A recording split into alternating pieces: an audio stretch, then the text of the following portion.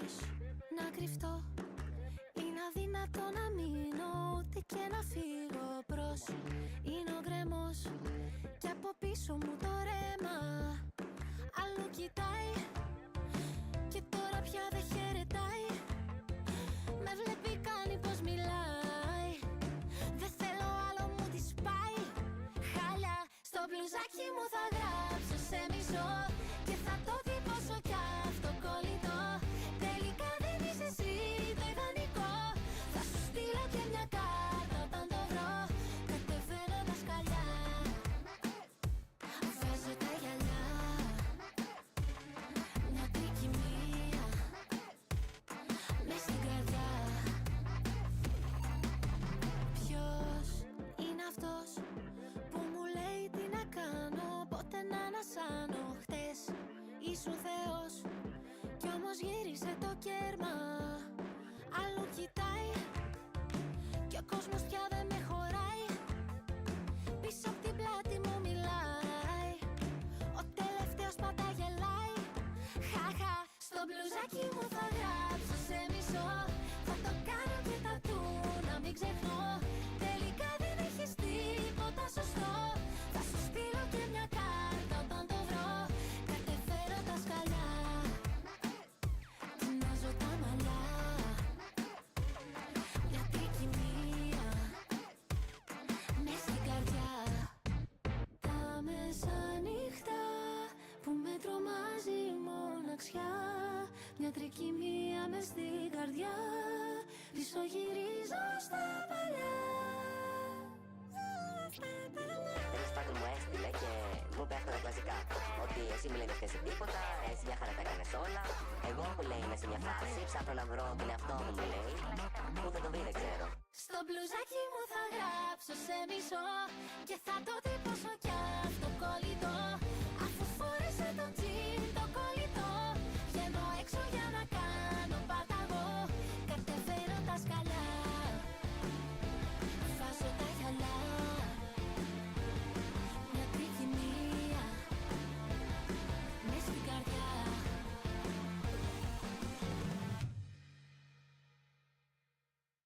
All right.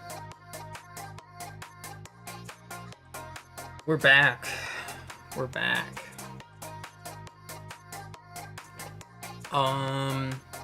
Last time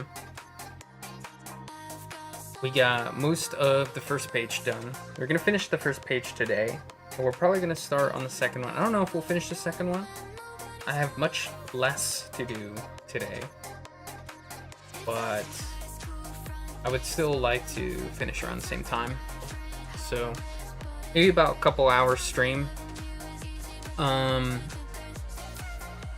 Also, last time this stream got cut off about halfway through. I haven't checked the VOD, but probably got muted at some certain points or something. I don't know. Definitely got claimed, which is fine. I don't really care about the claim as long as it's not a strike. And it was definitely because of the music. So I think what I'm going to do is, so I've already made a new playlist and removed the songs that were, they had like a claim that removed them from certain countries. They were like partially blocked. So made a new playlist, same music, but I removed those tracks and any music by that artist. So we'll see. We'll see.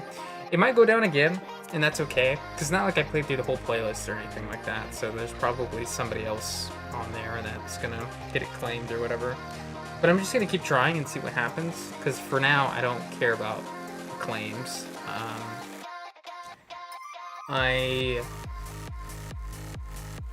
I guess if it does go down again, I'm gonna try like a DRM free stream, or I guess like playlist, and stream with that. But if I don't like the music, or if I feel like it's or it goes down again, like I don't know. I guess YouTube will just have to deal with no music, and I'll just play music on my own and pretend like it's in the YouTube bot or something. But yeah, we'll just see how it goes. We'll see how it goes. I was pretty happy with how last stream went. Not too, not expecting a ton here or anything. But you know, it's cool to have at least a couple people pop in. So we'll see what happens. If we get more or less, that's fine. Either way, this has got to get drawn, and I'm gonna yap while I do it. And yeah, I mostly just want to document the process, and yeah, just come back and look at this maybe like several years from now and have my own thoughts on it or something. I don't know. We'll see. We'll see. But for now, let's get into it. Let's get into it. So this is where we left off. Oh, I turned on my got the tour box. The tour box. I love this thing. This thing is so good. I guess I also have to pull up the chat, huh? All right.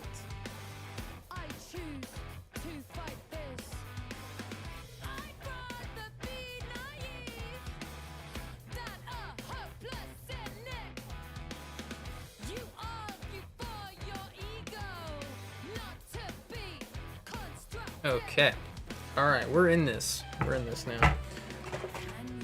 Let's need caps lock on. Because, which makes it a little bit easier for me to type some of this stuff out.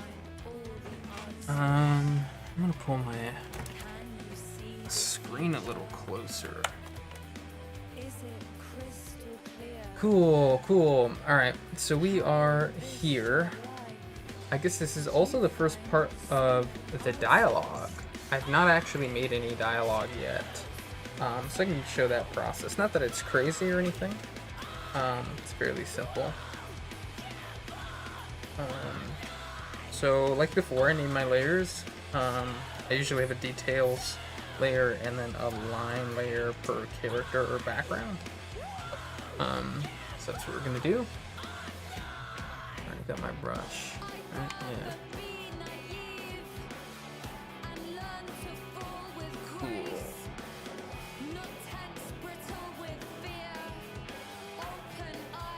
I think there's some little details I want to add for the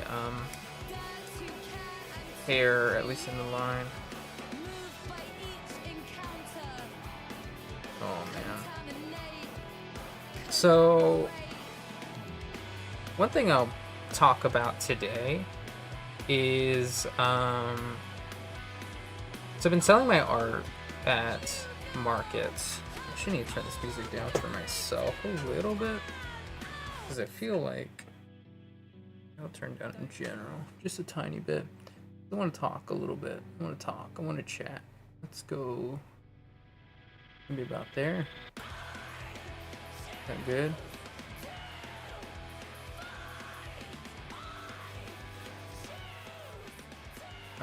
Yeah, maybe right about there.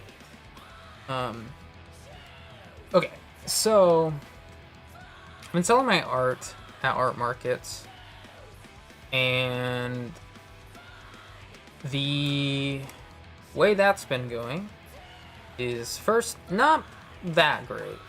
And it's kind of too early to tell what exactly the cause of that might be. So I've done 4 markets, right? Oh my goodness. Like, I start stream and then just every text in the world comes to me.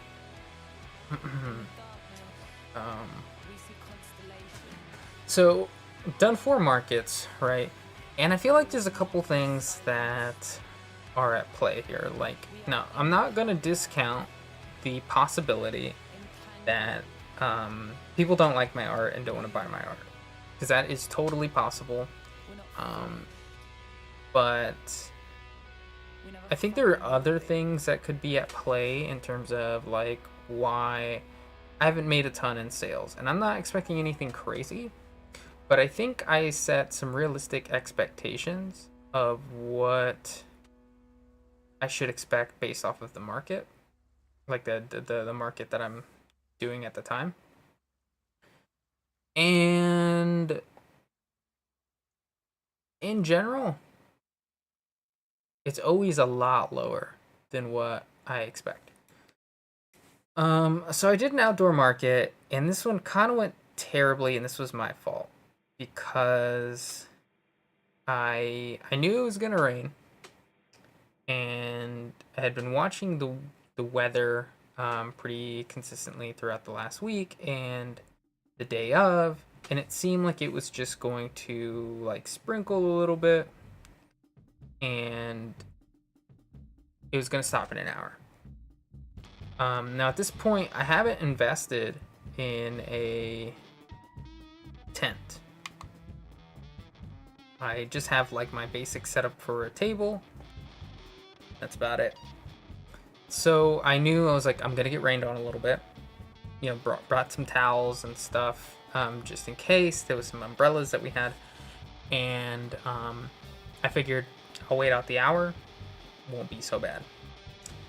And so we get there. It is definitely raining, and it does not stop. This doesn't make sense to me much. I'm gonna do it like this. Yeah, I think that's better. So it doesn't stop. It does not stop for a long time, and that really sucked. I was really frustrated, like really, really upset. And I didn't really make any sales that day, even though there was a decent amount of people walking around. What ended up happening was I shared a tent with another vendor who had gotten there a little bit later, and they offered to share their tent if I shared the spot that I had. And because it was raining, I was like, please save me. You're doing me a huge favor. So obviously I said yes, and then we shared this spot. And granted, this other vendor didn't really make any sales either. And it was, in some ways, I'm like, is it because we didn't have anything like that was amazing or something? Because like this other vendor did have some artwork, but not a lot of artwork. It was kind of like a garage sale type of thing. And I can totally understand where like that might not be people's thing that they want to buy. But not discounting the setup at all. Because even though there was people walking around in this market, I just feel like not many people came in, you know? And the people that did come in, and I mean to like the tent,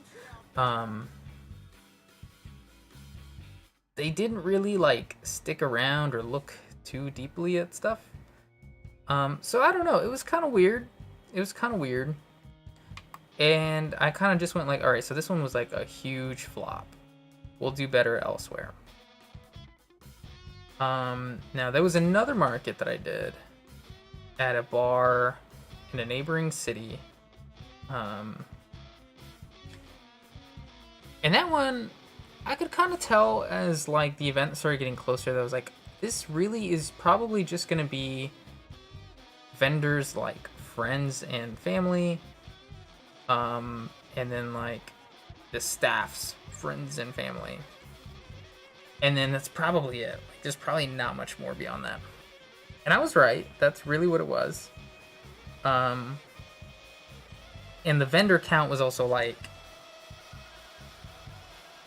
7, maybe 8, but not a lot either. It's in a bar, you know. It's not like they have a ton of space or anything. All that being said, I mean, I don't know what other people's sales were, but just judging by how people were walking around, I think I might have done the best out of everybody, which was cool. And I went home early. I didn't stick around. It was supposed to be for like 6 hours, or no, it was supposed to be for like 8 hours, and I stuck around for 5. And I also wasn't the only one to leave early. Somebody left before me. But I mean, I think people can kind of tell, like, there's not really a crowd that's coming here. This wasn't really marketed to a ton of people. And I can be understanding because it was also a new bar, and I could kind of tell, like, the staff was still trying to figure out how to run those kinds of things. And so, all that being said, it's not like I went there and made no money. I did make money, which was cool.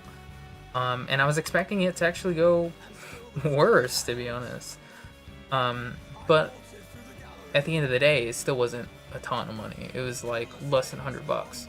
And so when you think about that for like 5 hours of time, that's really not, it's not really worth it, you know? But it was cool. You know, I got to meet some people and talk to some cool people. And so I'm not discounting it, like the rest of the experience, just because the amount of money that I made wasn't a ton.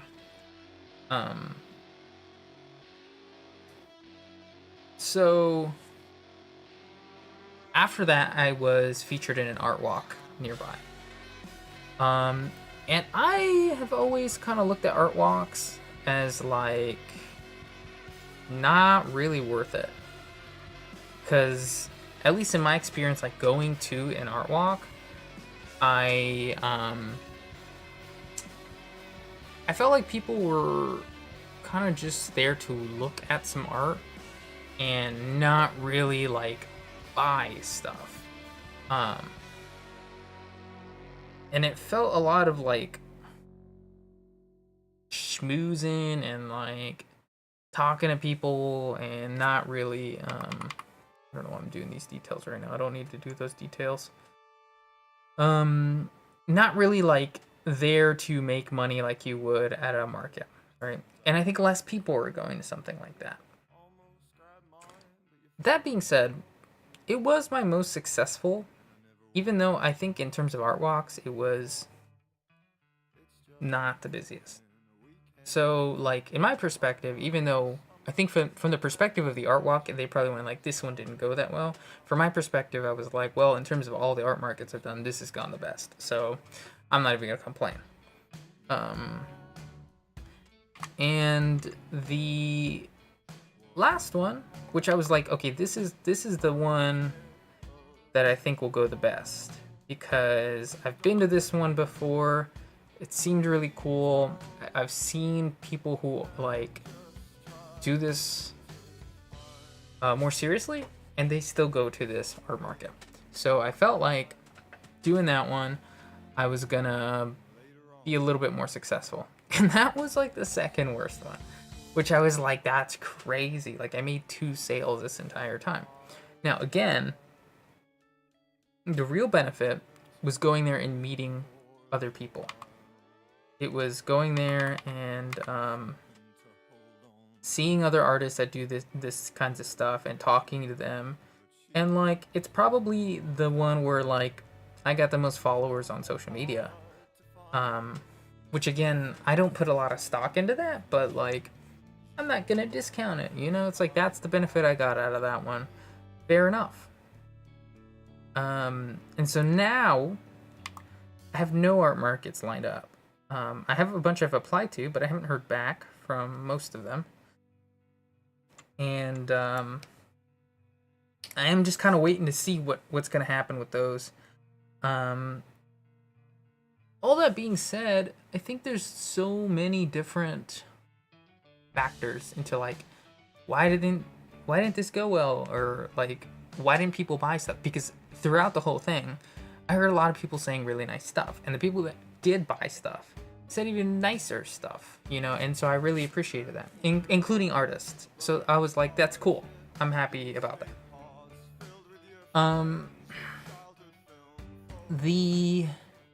Also, this kind of reminds me, I do have something I need to add to like my to-do list really quick.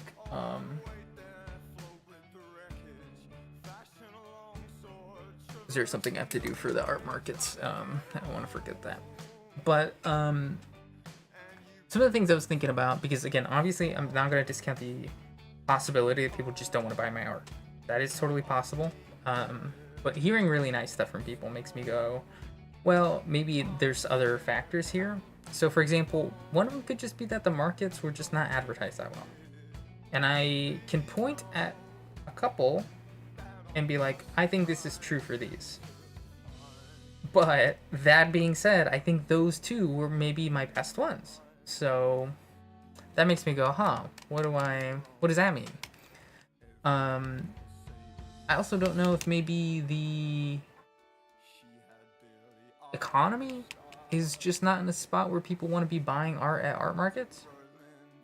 Like, that's another pretty real possibility. The other thing could just be that I think the artwork that I make, and that's not this comic book, but I think this comic book is also true if I did try to sell the comic book, which is why I'm remaking it. I think it's artwork that you need to spend some time with to like totally understand. And then maybe you would want to like put it in your house or like put the sticker on your water bottle. I don't know. So I'm not sure if that has something to do with it. Because like one thing that was really nice, there was a girl who was at the last art market where I didn't do very well. And her booth was across from mine. And she was more of an illustrator. And the whole time I was like, she was always in like my general view. And so I could see that there was a lot of people that would come by her booth. And not a lot of people came to my booth. I kind of wondered, I was like, I don't know if these are friends or if these are just random people coming by and stuff. So it's like, I'm not trying to look too deep into it and stuff. But because I could see her whole booth from where I was like, you know, your stuff's pretty good. There's some stuff here that I like. There was one in particular that caught my eye. It was like a black and white piece that, like, it was pretty far, so I couldn't like get too good of an idea of like exactly what it was, but I could tell like the top was a little bit like heavenly and the very bottom was a little bit more like hell. And so I got the general gist of it. But before I packed up to leave as the event was ending, I was like, I need to go around and talk to a few people and try to get their like socials at the very least, and like really try to be a part of this community. Because I've like this entire time I've been in this city, I've kind of been absent from it. I've not really made a huge attempt to do it, and now I've got all this time to do it, so I'm gonna do it. And so I talked to her for a little bit and stuff. As I was packing up, first she came over to talk about stuff, and what was really cool was like unprompted, she was like, I really like one of these pieces that you have, and I've been looking at it the whole time, and I'm like, that's crazy because I've been doing the same thing for you. So like hearing somebody that I think is talented say that and like really want to like snag a piece before I headed out, I was like, this is great. We ended up doing a trade because I liked her piece so much. So it's not like that was even a sale, but like it still felt meaningful that I was like, okay, somebody that I do think is a talented artist was able to spend a certain amount of time just looking at my piece from where they were, and they really liked it. So for me, that's why I kind of wonder, and I wondered this before this had happened, but if I'm like, my artwork is something that I think people need to spend some time looking at and reading, because there's text on it, and you know, people don't love text or don't love to read text. So you know, there's elements like that where I'm like, I'm really not sure what is going on that is making these events just not go that well. There's also luck involved, you know, there's certainly luck involved. And none of these events were huge. Like, I've still not vended at a market that's like really big, that's being like marketed everywhere. They've kind of been smaller ones to, this is not really in the right spot, is it?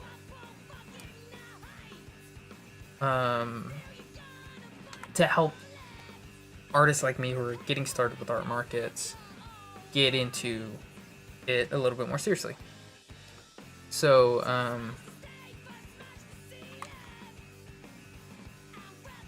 I think there's still a lot of reason to like keep going, give it a good solid shot, because I don't think I've been given enough data to like concretely say that like it's not gonna work.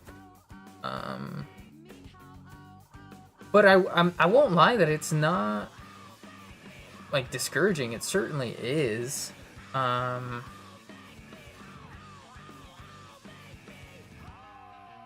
I think I told a friend of this the other day. I'm kind of running off of spite a little bit, you know, and in a lot of ways, not just art markets. I've not seen a lot of success recently. A lot of things I've been trying to do have not worked out too well. And that's not to cry about it. I just wanted to say that like I'm really fueled by the idea that you will succeed in spite of your losses, and in spite of like not having everything go your way, or like not getting those wins that you're hoping to get. So I'm really hanging on to that and being like, I'm gonna do it regardless. I don't care if things aren't going that well. So we'll see how it goes. I'm gonna keep applying to art markets. I think there's a couple I need to apply to today that I saw the other day, and I haven't really seen if there's been anything out today. So I need to still look into all of that and see how that's going. But we'll see. I'll have more updates as I go. I think another thing that I kind of struggle with is like I have a lot of ideas for like making artwork. Like I made a cool piece. Was it yesterday? Maybe it was the day before. I don't remember. But I made a cool piece, and I was like, oh, this would be cool to show at an art market. And then I go, oh yeah, every time I do this, I have to like pay money to print it out. I have to pay money to like get the packaging materials, and then like I have to figure out where I'm gonna put it, and like there's all this other logistics stuff. And the big problem is that it costs money. And so it's like I feel like I do already have like a decent amount of products. And I don't know for sure what like sells really well and what doesn't. There's a couple that I'm like, this is a keeper. This one's got to stick around because people like it. And unsurprisingly, they're ones with less text. So I'm like, I don't know. You know, it's a little telling. So I think maybe making some stuff a little bit easier to read is certainly not going to hurt.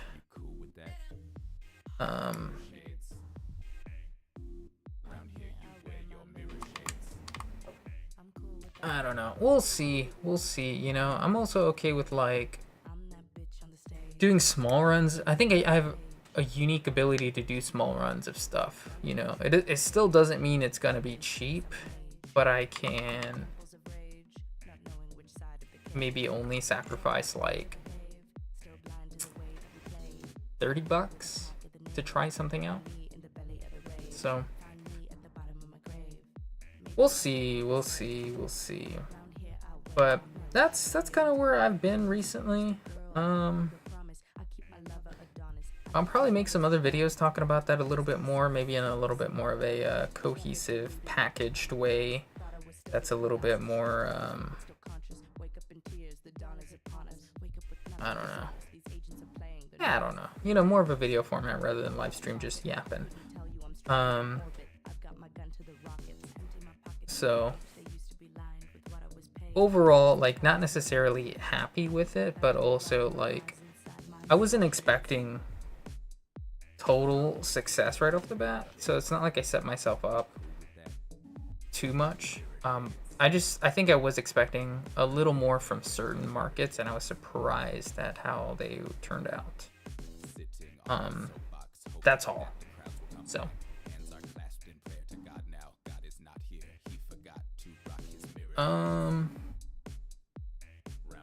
one thing that, you know, I would, if somebody's got some advice, I would love it for this, because I still have to look into it and figure it out. And I've asked some people at markets how they do it, at least the ones that I've been like really impressed with, is like how people print their comics.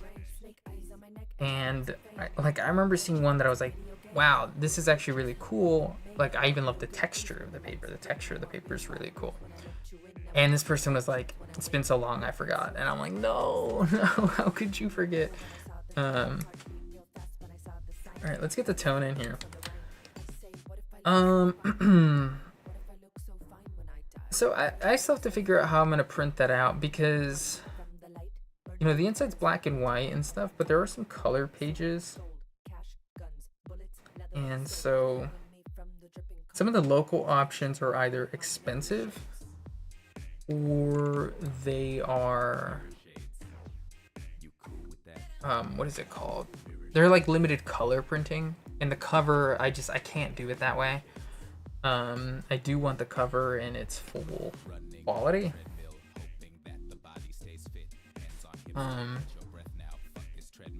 So I've yet to figure that one out.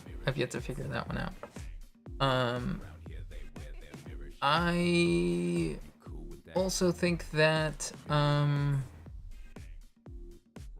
one of the troubles with that is like being able to price it like reasonably, like at something where somebody will still be willing to buy it, and not ordering like a huge quantity, because I think the truth is that a lot of people aren't going to want to buy the comic.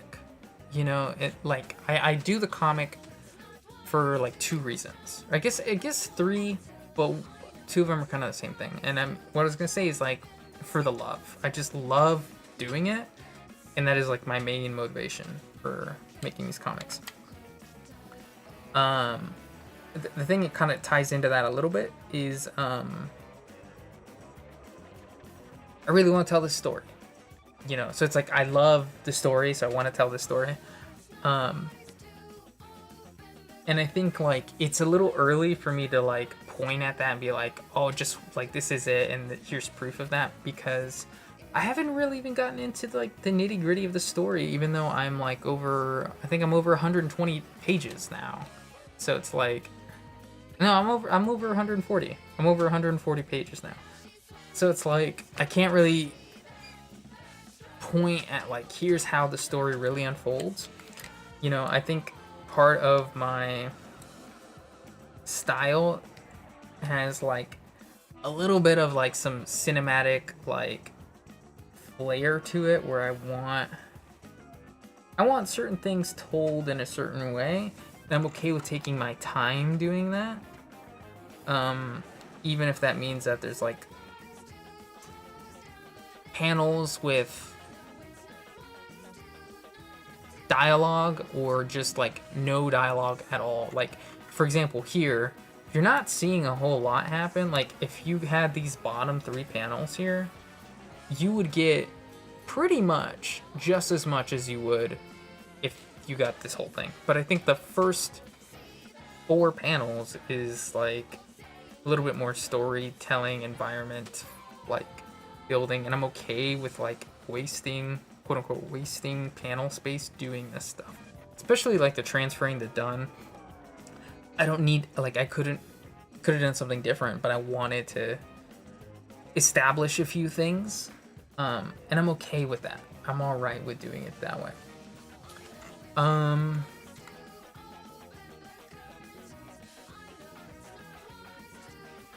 The other thing is, I I do this comic because I want to learn to draw better, and I want to challenge myself, and I want to give myself like a space and a platform, or I guess not a platform, but like an environment to do that, right? Something that's conducive to making me learn to draw better, without feeling like I'm just constantly studying, you know?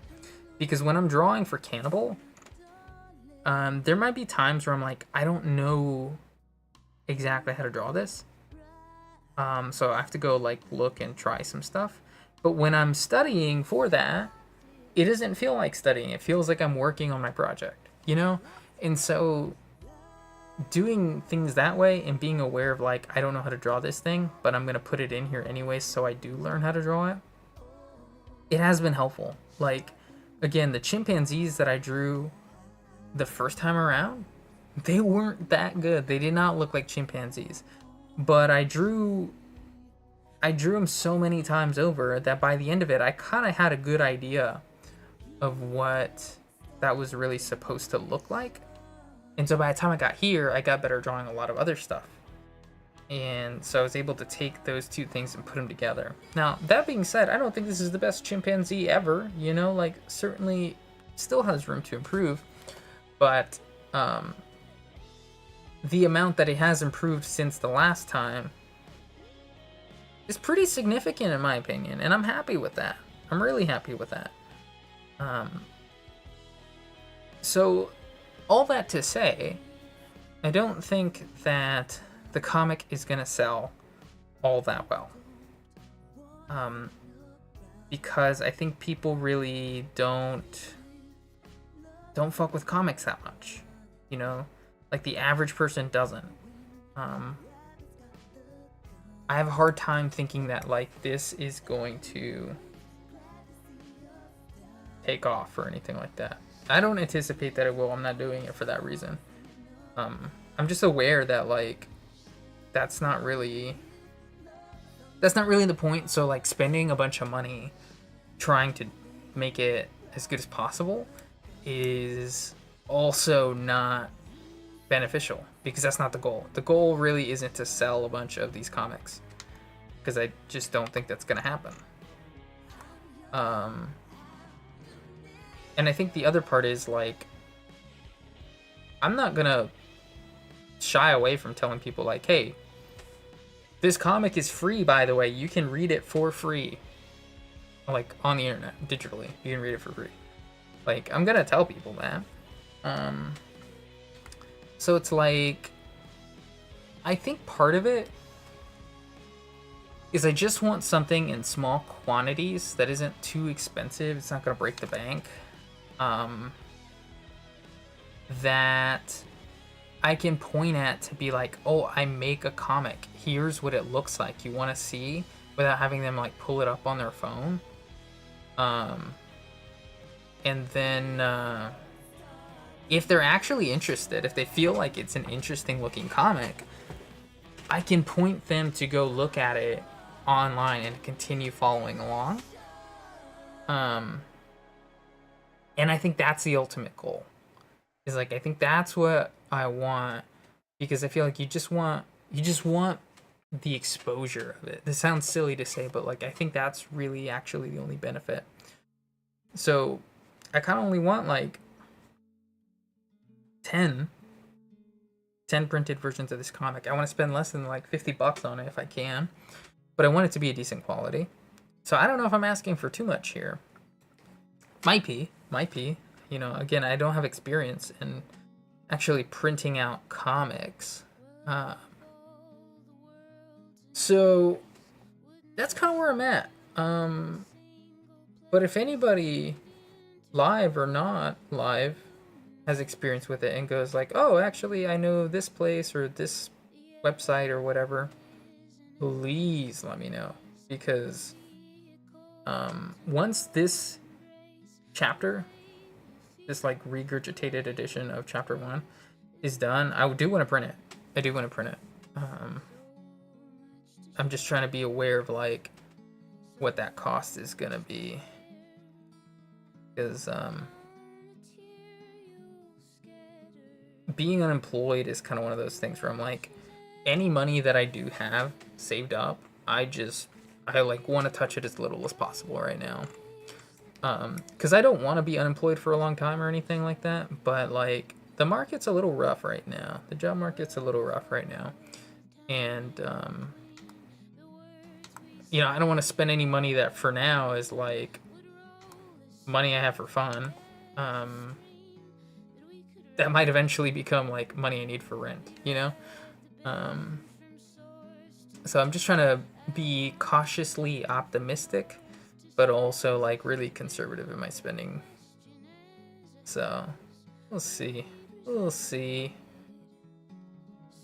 Just things on my mind right now. Nothing that I'm like that worried about either. So like, I don't want anybody to feel like I'm airing out laundry or like actually concerned about this stuff in like a really serious way.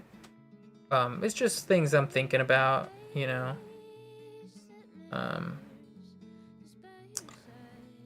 So I think it's time to do the dialogue here.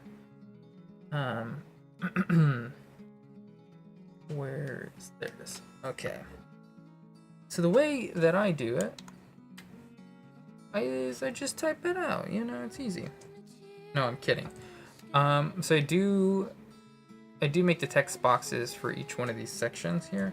I try to have them linked like this, like it's on the same layer, right? I think I actually want some ellipses on that too.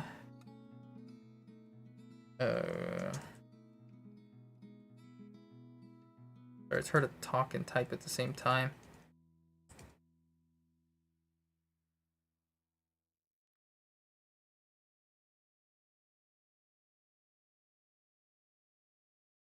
Actually, let's just do this. Let's fix this little typo here. Alright. So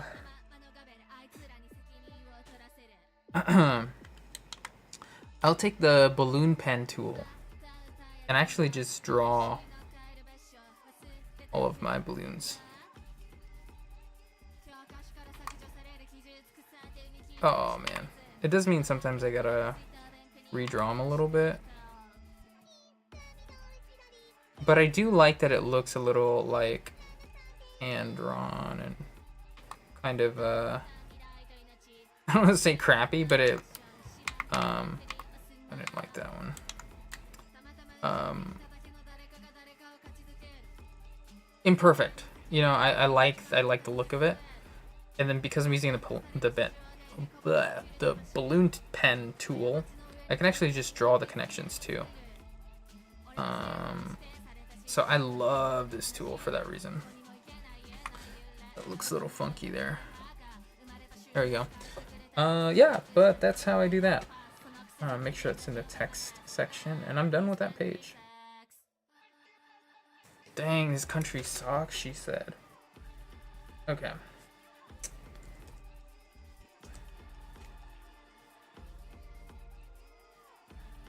Cool. I'm getting thirsty.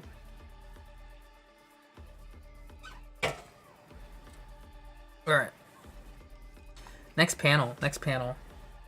That first panel took a lot longer than I wanted it to. I think because I was yapping so much, you know?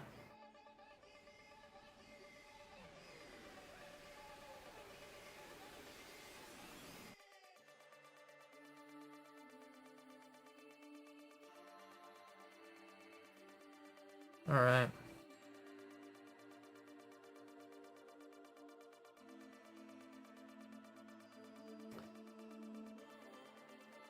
So one thing about this character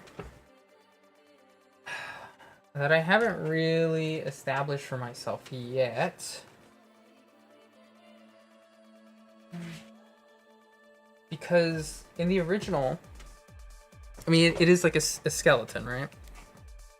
But in the original, I actually made the skeleton like black, like it looked almost charred.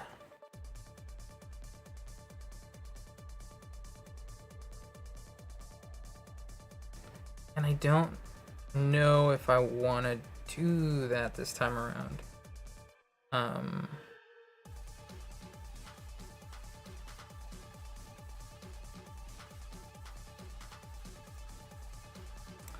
haven't really,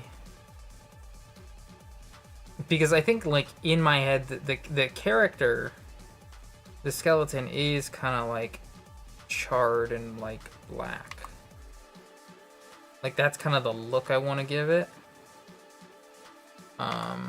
This doesn't look the way I want it to.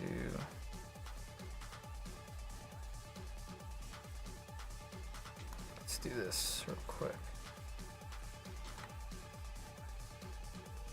Oh my goodness, what am I doing?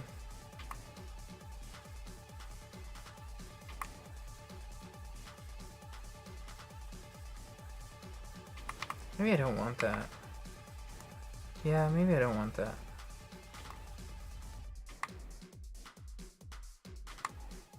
This line is pissing me off, Marcus.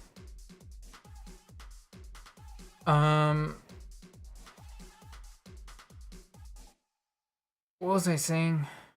Oh yeah, so the character I do think, in my head at least, is like a black skeleton. But practically speaking, I didn't like the look of it in the original. And I never drew the character again beyond the first chapter. So I didn't really have any space to explore that. Which also means I never committed to anything considering I'm redrawing the first chapter. So what I'm trying to say is I'm not sure if I should just revert to a white skeleton or not. I just don't know if I'm going to be able to make it look the way I want it to or not. Oh my god, that was a terrible circle.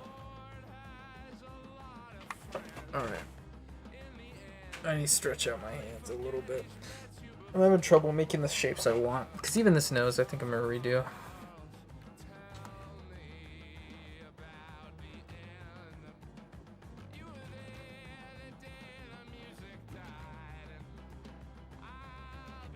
You know, I also forget that I have... What is it? I actually have a button for it.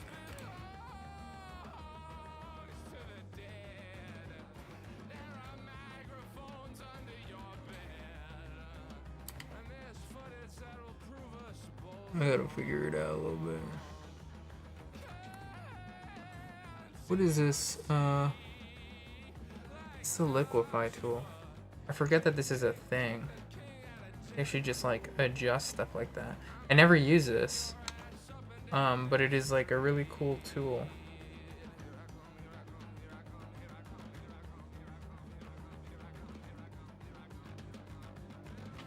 Nope, that was too sharp.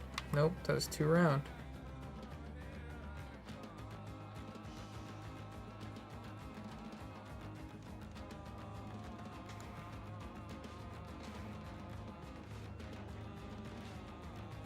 Yeah, so like I guess I could use this to kind of warp it the way I want it to.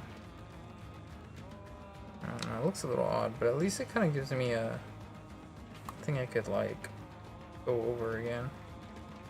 I should use that tool more often. It's gonna prevent me from like doing that thing I did last time where I just like I have a bad habit of not warming up, so then like when it comes to drawing circles or ellipses,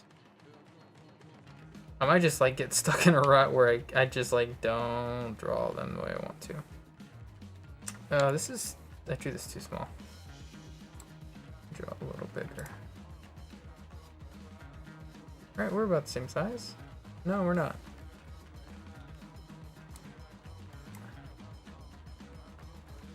Yeah, that's right now. But I think the placement's wrong, right? Gotta be like right there. Yeah. Alright. That's kind of wrong.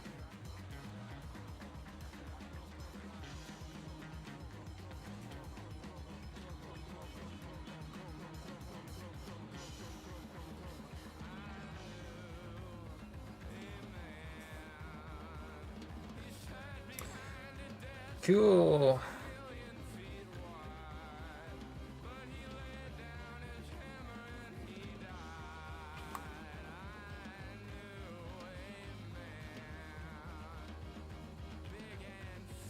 Yeah, I think one thing I'm noticing is that this is just way too weird.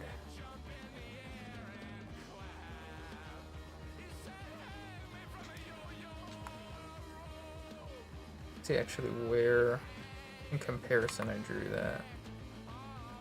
Yeah, it seems more like about there. Cool.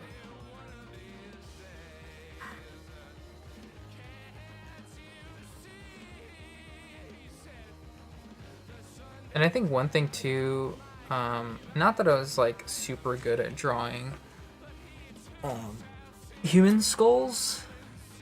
You know, it's funny, it might have been like the best thing I was able to draw, but I wasn't very good at it anyways. At the time, I just noticed so much more this time around that I'm like, chimp skull is so different in comparison to a human skull. And I think last time I was really drawing more of a human skull, not really a chimpanzee skull.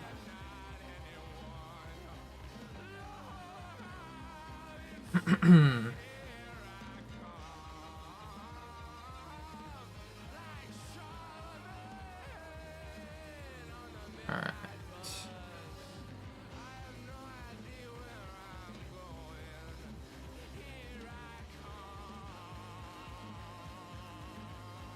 Here we go.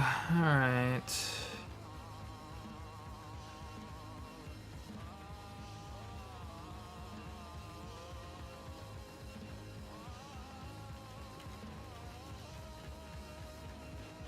This is like pretty dark.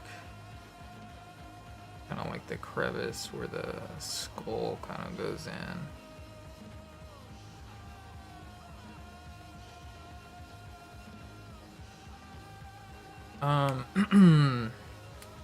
I did,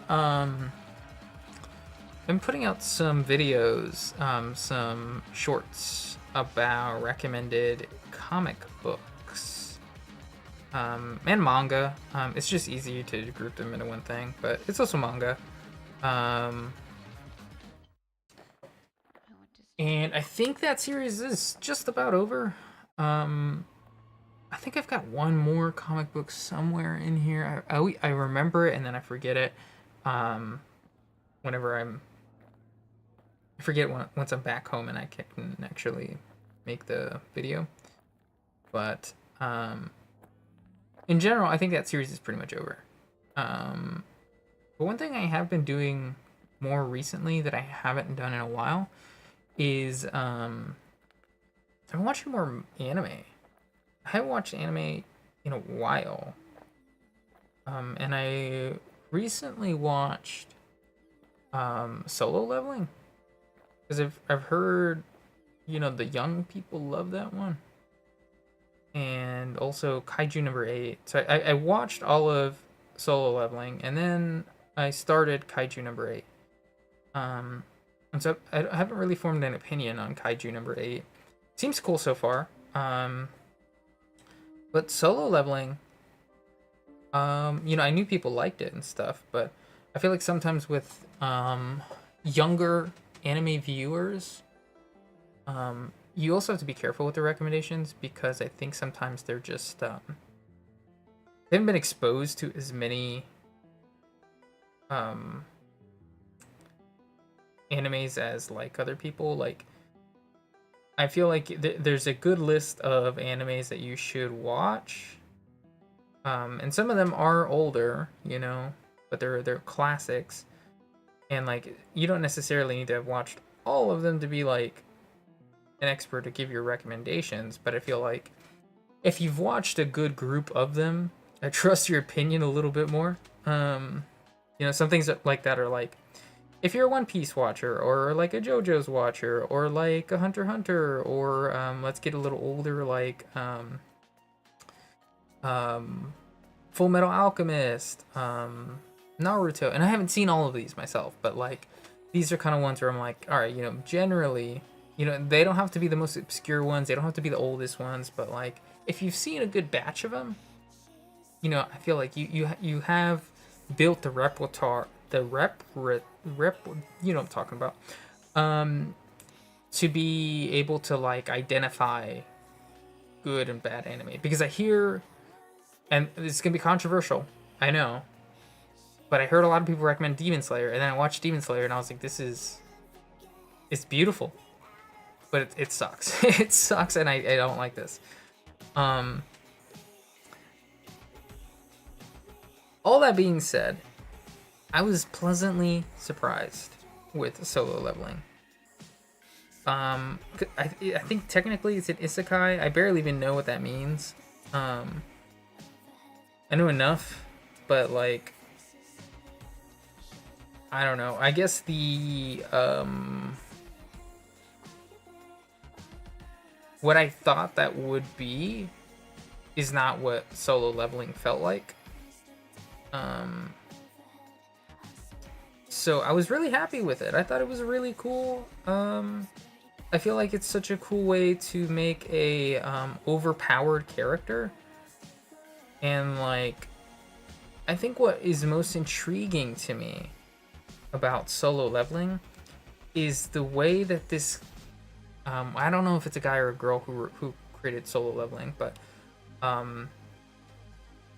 the way that the author just like is able to create all of these characters and all of these like threads that connect back to the main character, and you think they'll resolve in certain ways, and they don't. Like, there's still a lot of loose threads that like still need a ton of like like there's a lot more plot to happen. And that's cool. I love that, actually. Like, there's so many characters that he introduces, I'm assuming and I feel like you haven't gotten like a full resolution, a full arc that is like completed yet. And it's not confusing. It's not so many that I'm like, holy, like I can't keep up. Because like I'm caught up on the Hunter x Hunter manga, and one of the things about that one is that there's so many characters that get introduced, and I'm like, geez, they're all wearing business suits. They're all wearing business suits, and it's really hard to identify like who is who after a certain point. And I feel like I'm pretty good about that in general.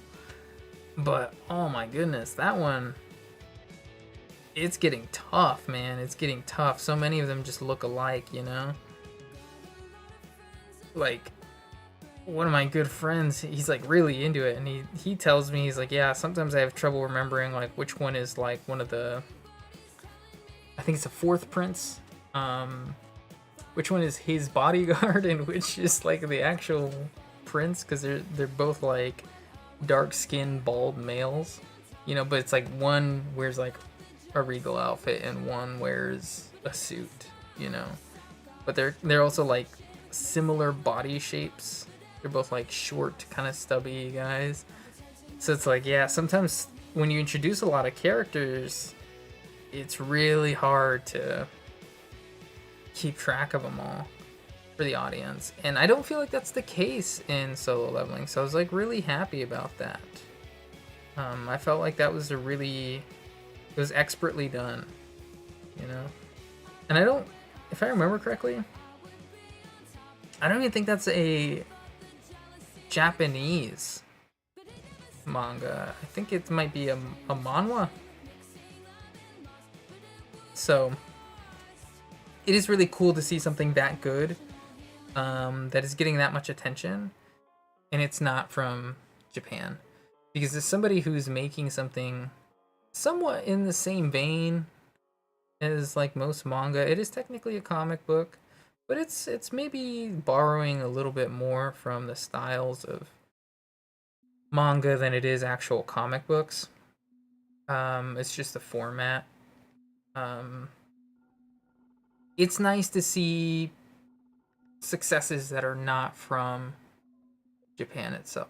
Now, granted, I think manhwa's from South Korea, so it's still a very close country, you know. But we take our wins where we can, you know. Um,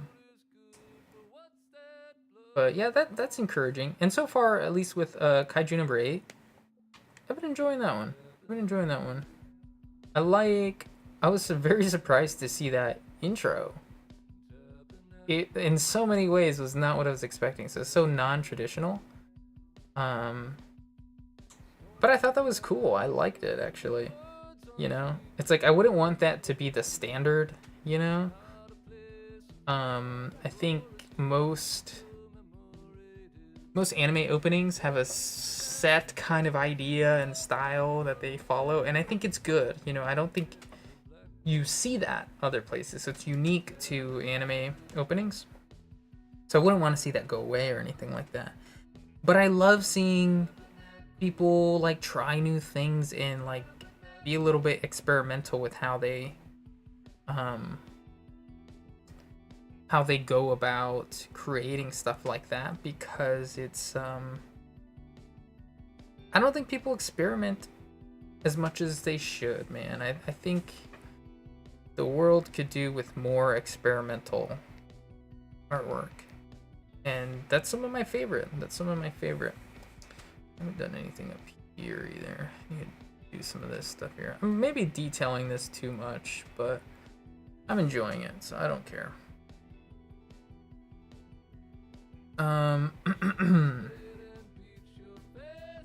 What else have I watched? Have I watched any other anime besides that? I don't think so. I did start reading Goodnight Poon Poon. I haven't read it in a little while though. And I'm enjoying that so far. I'm only on the like first Tankobon. But it's not what I expected. But it's pretty good. Yeah, it's a little bit more slice of life. But I read what was his previous one? Is it Solaris? Is that what it's called? And that one's really good. I really had no idea what I was gonna expect out of that one, but it was a really thoughtful and really pretty manga. So I was happy to get into that one. I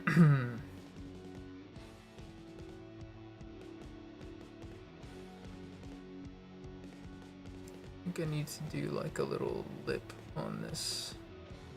Ooh, that's not good. Yeah, me too.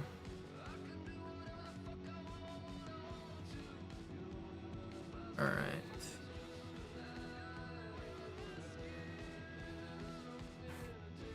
This is a little bit more reminiscent of some of the like middle chapters so far in terms of the shading or the style I'm doing. It's not really what I'm doing some of the new ones. That's okay. That's okay.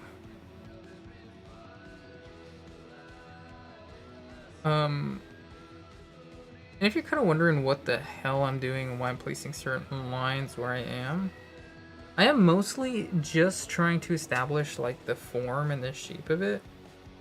So it's like, I know this is a round thing, so like I'm just gonna make a few lines indicating that it's round. That's it. That's all I'm really doing. I'm just trying to do that as much as possible. That way it's like really clear what the shape of the skull is.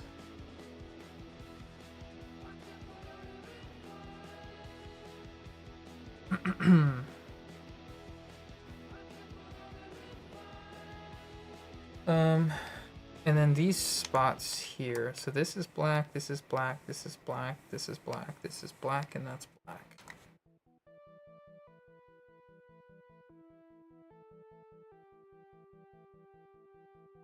And I think I'm gonna try something here. Make it a little bit easier on me. radial line, right? No, this isn't what I want. Concentric circle? I don't know, what does this do?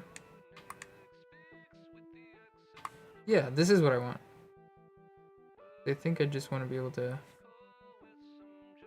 detail this a little bit.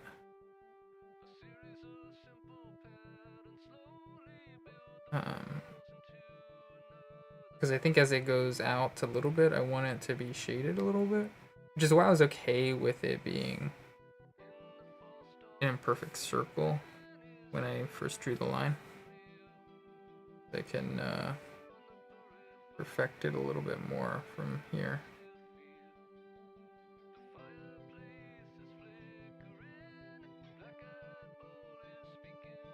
But I think it's a cool way to make a little... Oh, I forgot. I gotta move it now, right?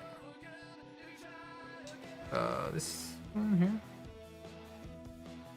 Oh.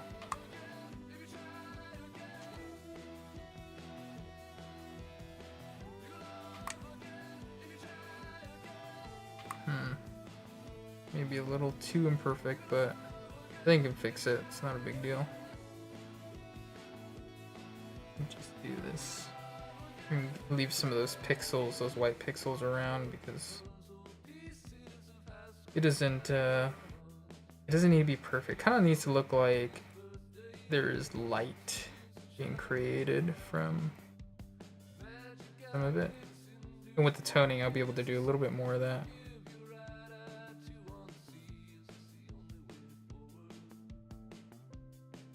Alright, I'm happy with that. So then I turn this off and then I can tone this. So, okay, let's first tone the hat really quick, right? Because it's going to be dark. It's going to be a bit of a dark hat. But I think I do the eyes next. And then what I do is I'll like experiment with making them light versus making them dark. Like I was talking about before, where I was like, I don't really know if I should keep him as like a white skeleton or like a dark skeleton, like I had done in the original. Because I just don't know if maybe I didn't like him in the original because I just didn't have the skill to make him look the way I wanted to. Not sure. Not sure. So we take all this, you know, and I don't want all of that like detail that I just did to just like mean nothing. But I'm gonna turn on the details. Now let's just put the dark on top and see what happens. From there, I think we can adjust the opacity to kind of figure out what looks best. Okay, so I don't love that, but it does make me wonder if an outline. All right, two weird things I'm gonna try.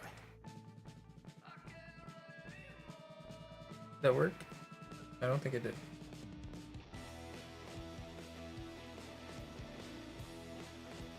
All right. Gives me a better idea, but no. When I do this, it kind of makes me think that maybe a outline of white would be best, right?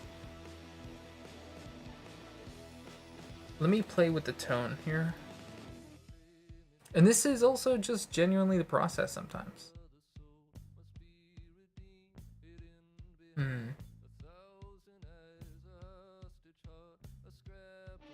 I feel like he doesn't need to be black in order to look a little charred. I kind of feel like this right here is good enough. And then maybe the hat is just darker, right? Let's see what that looks like.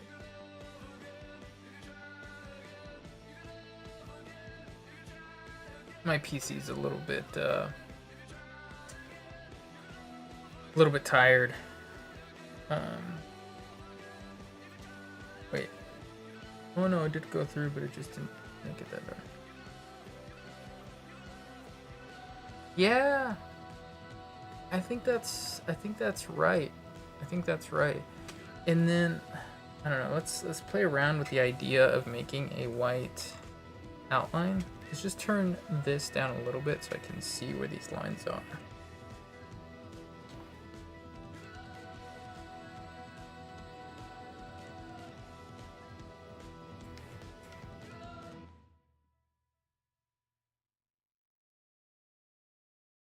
I'm just gonna do it for one little portion of it really quick. See what I think. And then if I like it, I'll keep going. What am I doing?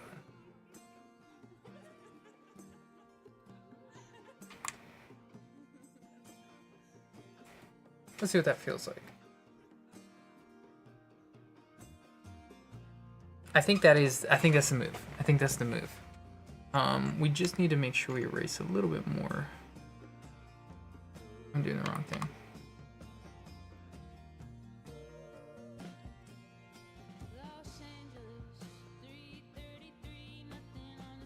You know what? I think maybe adjusting this playlist might have worked. How long have we been streaming for? I don't even know. Maybe like an hour. And YouTube hasn't called the police on me. So I think we're okay. I think we're okay.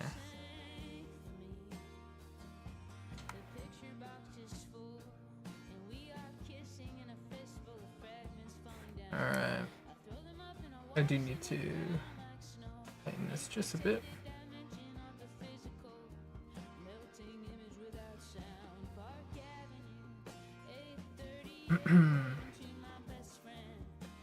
I talked a little bit about this last time, but I'm pretty happy with the way that this is turning out so far. Because, you know, I feel like one of the worries, or maybe this is just me, but I feel like it can't be the only one that feels this way. When you redraw something... Oh, yeah. Now they're gonna shadow ban me here. Hold on. Let's change that really quick. Let's see what this is. Okay. Alright.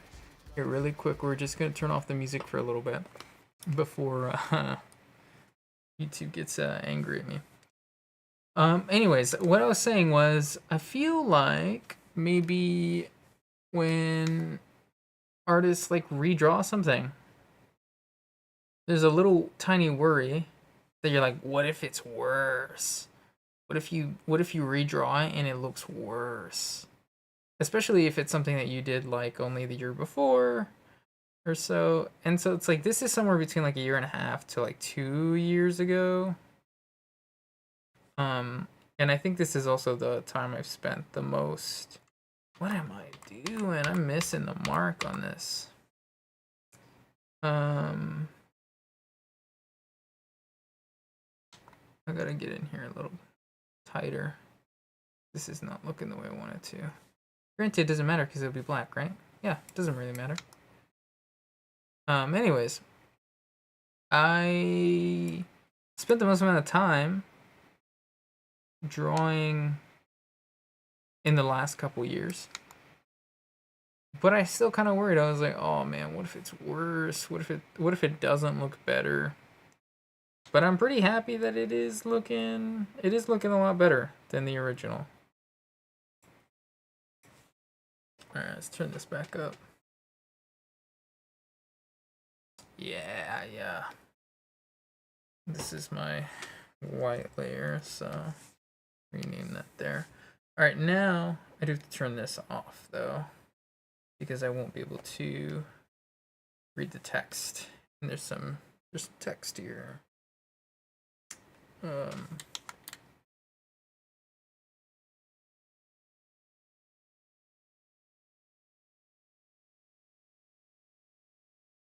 Let's do that.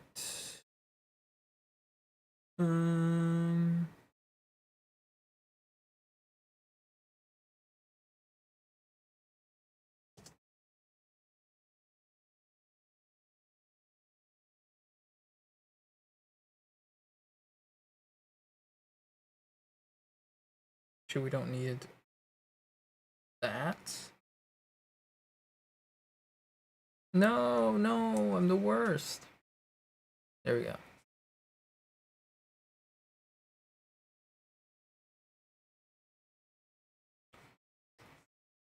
Okay. All right. Cool. Cool, cool, cool. I think we'll do it like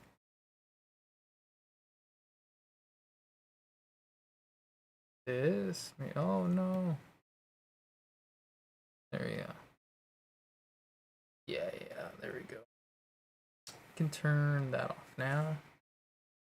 And I can't quite turn the other one off yet.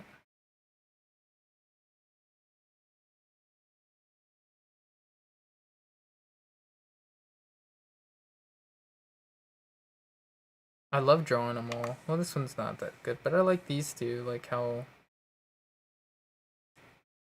wiggly and crackly they kind of look. That one's still not good. Kind of because I have to rest my wrist on the desk. I feel like I have less control.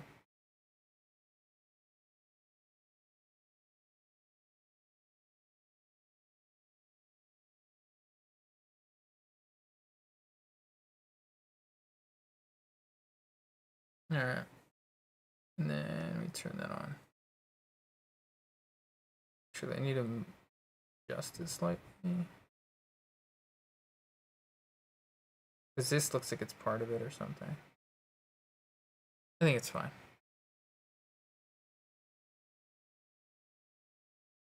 Alright. And that's page 1 done. We did it. We did it. We did it. We did it. Oh, man. Just gotta let this save really quick.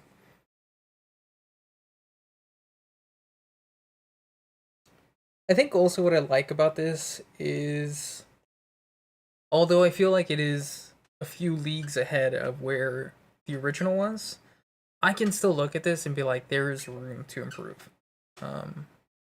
So what are you telling me, YouTube? What are you doing? I think we're okay. The other thing,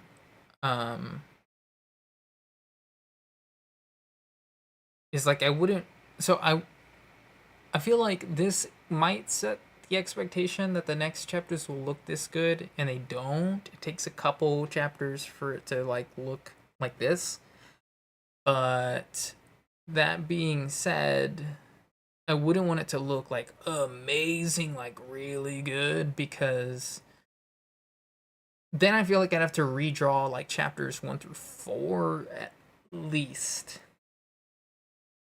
And I don't really want to do that right now. Like, I want this first one to be redrawn because I want something proud to print out, but like I don't want, let me open this other one. I don't want the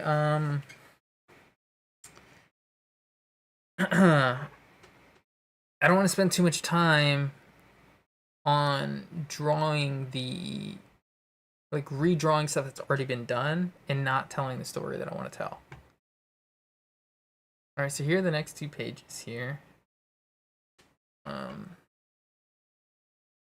So we'll have to expand on them a little bit, especially this first one, because it does go off the margins a little bit, and this first panel is actually I got a lot more room than what I anticipated on the storyboard. So let's get into it. I mean, honestly, I'd like to finish this page. I don't think I will. It's already 2 o'clock. I might only stream for 1 more hour. But if I can finish the first panel, I'll be happy. Because honestly, the next 2 panels, the next 4 panels are not that hard. Let's get started. So we got 2 characters. We got the background, some details. I guess this doesn't actually require that many layers. 4 is all I need.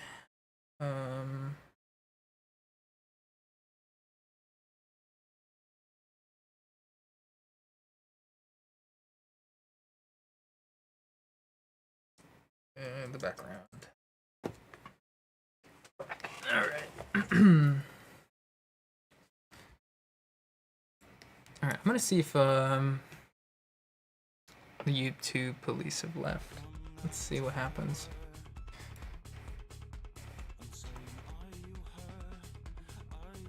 Is this good thickness? Yeah, this is good.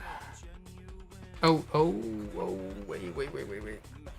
Before I do anything, I need to actually turn on the time lapses for all of these before I forget on one of them, because inevitably I will.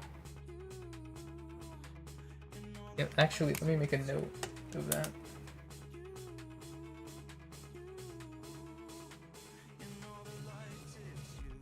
Because I will forget by the time I end stream.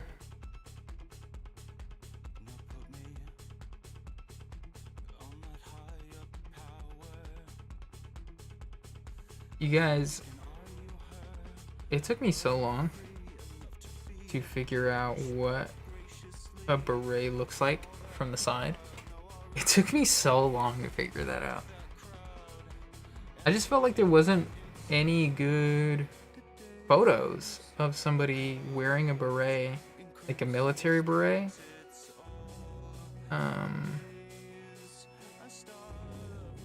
From the side. There's a lot from the other side, which is easy to imagine even, but yeah, I don't know. It was a rough go.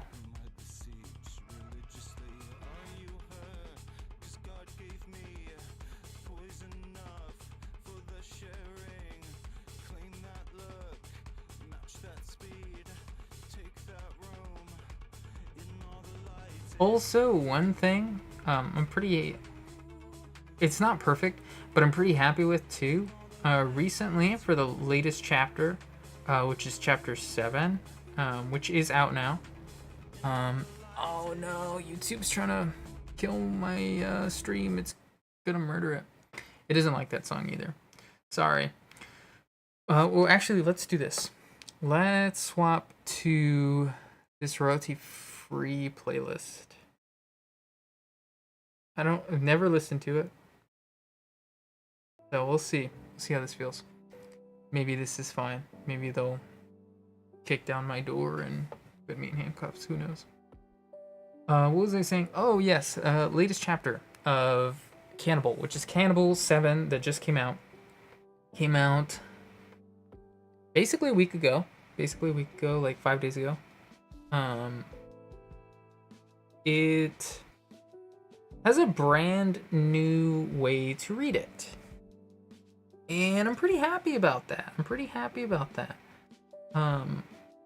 Because I felt like one of the worst parts about the website, the Salmon House website where it's hosted, is the reading experience sucked. And it sucked on mobile and it sucked on desktop.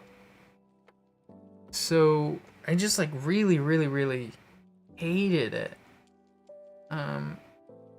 And I just felt like people would dislike that so much they wouldn't want to come back to read more. But most of those issues have been fixed. It's still, again, not perfect. I think like one of the main things that kind of bothers me is like on mobile, if you're viewing it, I would love for you to be able to view it full screen and swipe to get to the next page.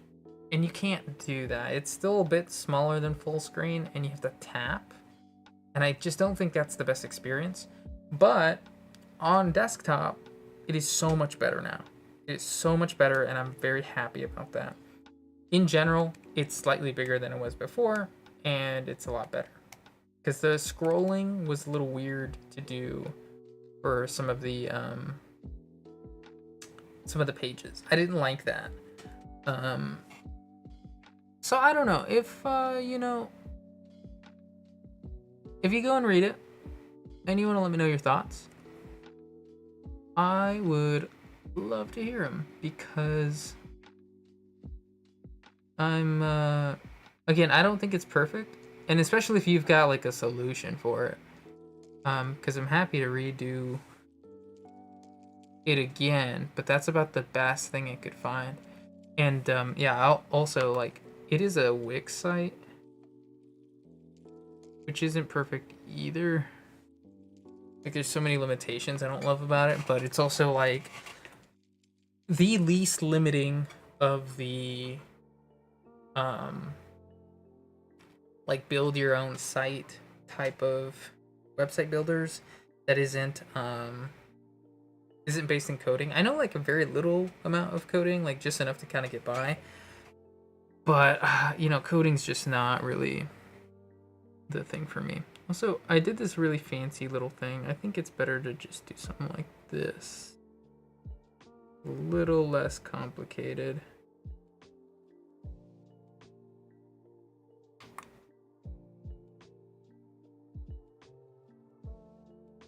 Oh, that was not what I wanted to do.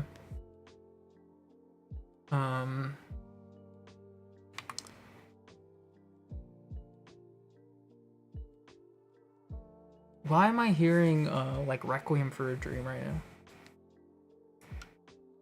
Is it just me?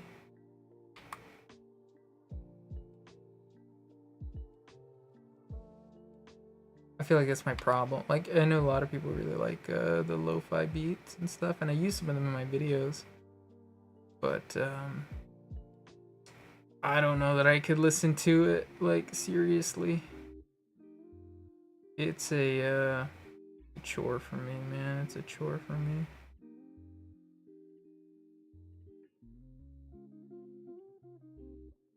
I'm just constantly thinking about like, oh, this is that melody from this thing.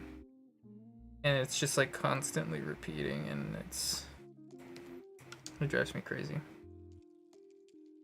You know, oh man, one thing I was also really worried about making this character, or remaking this character, because the first time I made it so simple and like so not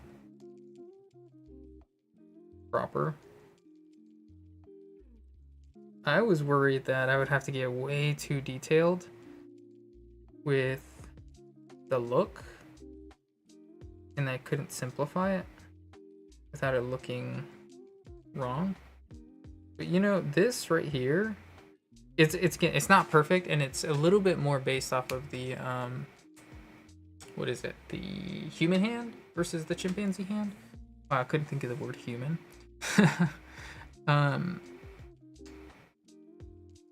But it is pretty good. Pretty good. I'm okay with it. I'm okay with it.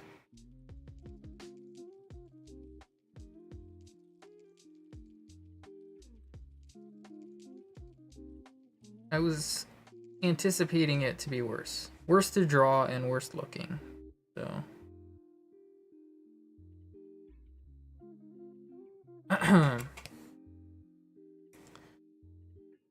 Cool. Alright.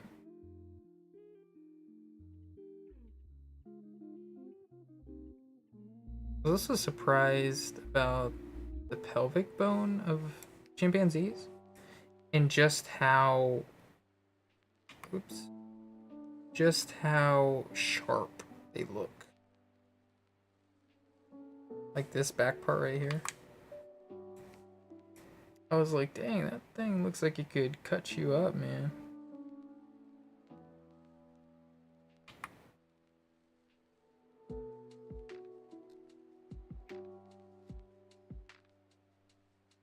There we go. There we go.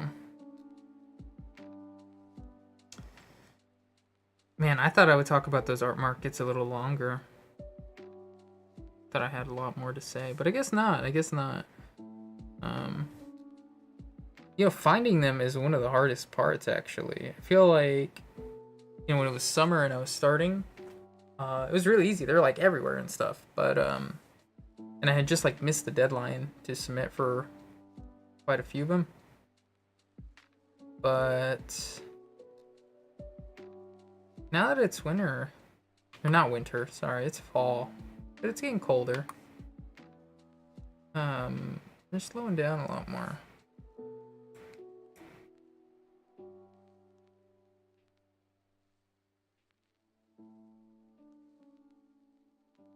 And that is tough. It is tough to find them. And one thing that's kind of helpful, but also like not helpful. I'll go on Instagram, and of course, since I've been talking about art markets, since I've been doing them and applying and stuff, it is just giving me all this like content that it's like, I think you'd like this, of like art markets and stuff, which is cool, but also I'm like, why are you sending them to me? And they're based in New York. Like, dude, that's like on the other side of the country, man. This is not helpful, you know, because I'll see one and I'll be like, whoa, this one looks cool. Like, this feels right up my alley. And I'm like, oh, great. It's in freaking New Jersey.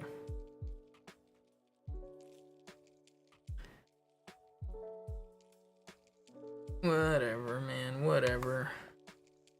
That's for another guy, not me. Now get the fuck out of my ride.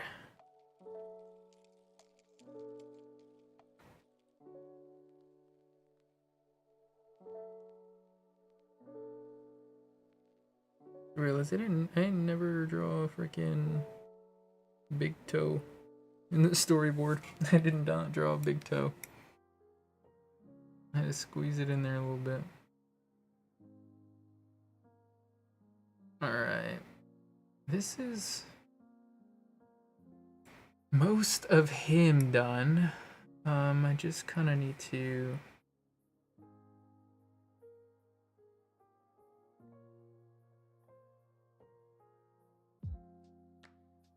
this foot down somehow. I don't know why I did all that.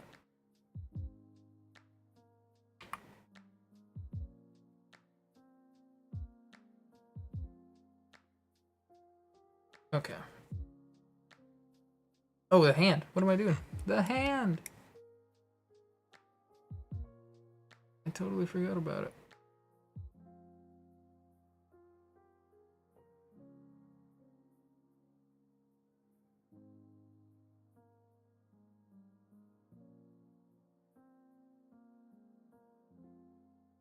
Alright. I think I'm gonna just fill this in. Just for clarity's sake.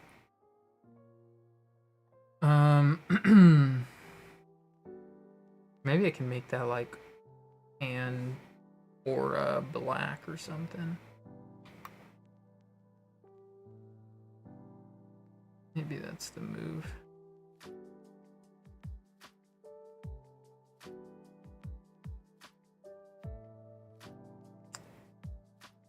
Oh, I'm really not feeling this lo-fi. I've also seen if like YouTube warned me a couple times with it, so it might not be worth it anyways. Who knows?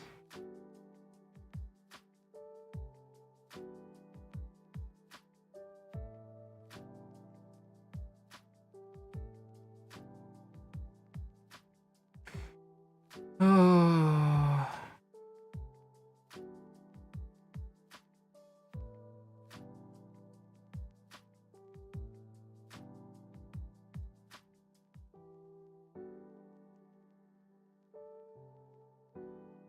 This thumb I did not give it any proper love to, man.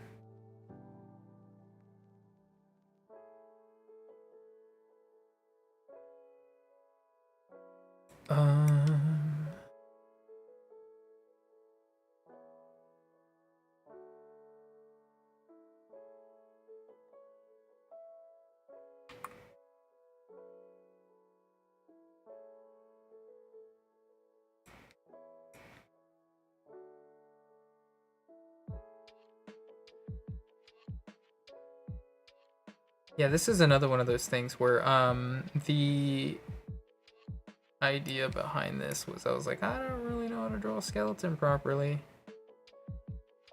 And I forced myself to create a skeleton character, so then I would. Some dog barking outside.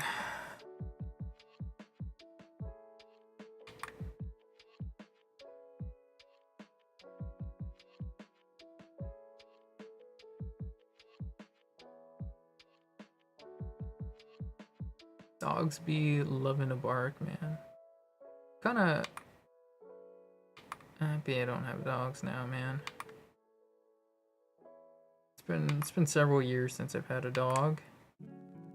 And I don't really miss them like barking and like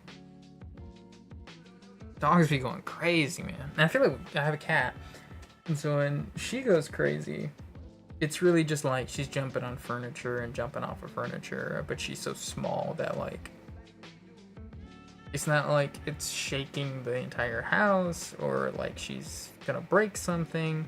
She doesn't like jump on like fragile things. She's like jumping on the couch or jumping on the bed or jumping on a chair. That's about it.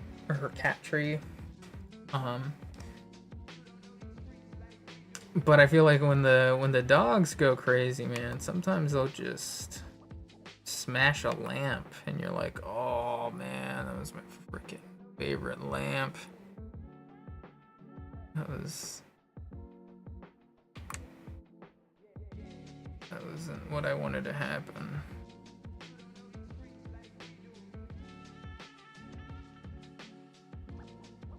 YouTube take the freaking stream down again or something? What happened there? You know what, YouTube? Fuck you. No, I'm kidding. I'm kidding.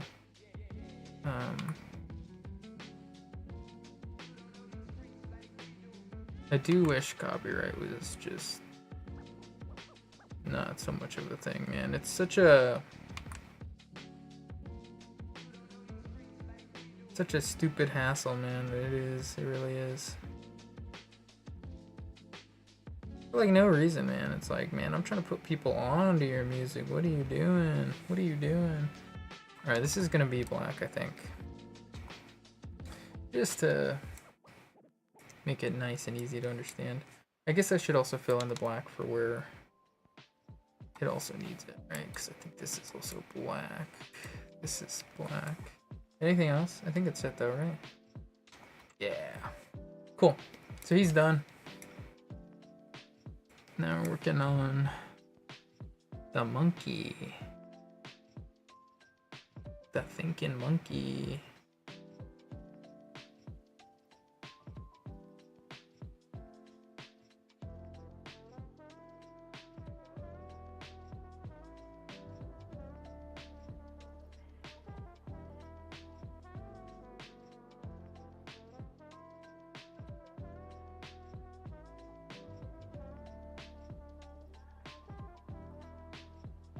All right.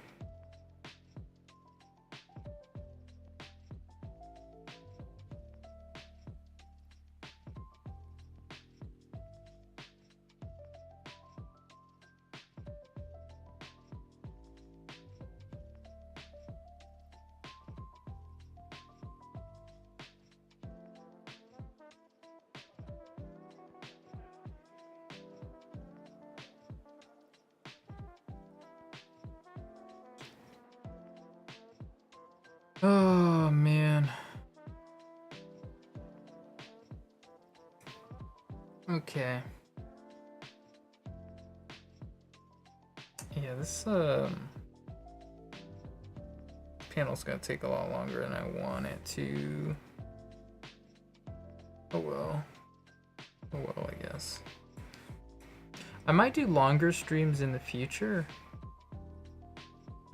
I just feel like right now I got a lot of stuff I gotta take care of. And I don't know if that'll change. I don't know, it feels crazy because like I made a TikTok about this where I was like, man, I'm unemployed, so obviously I have a lot more time now. But even then, I'm like, I feel like I still don't have that much more time. It still feels like there's not enough time in the day, man.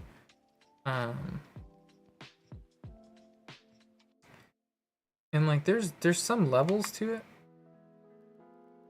Cause I am like, was a remote employee.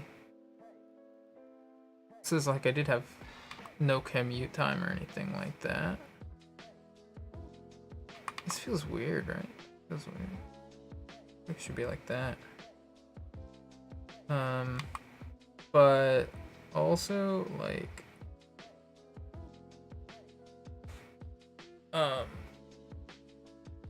there's certainly more wasted time, but or like, you know, like I'm sleeping more, but it's also not that much more. Like I was maybe sleeping 5 to 7 hours, with 5 being like probably more common when I was working. And now I'm probably sleeping like 7 hours on average. 7 to 8 maybe.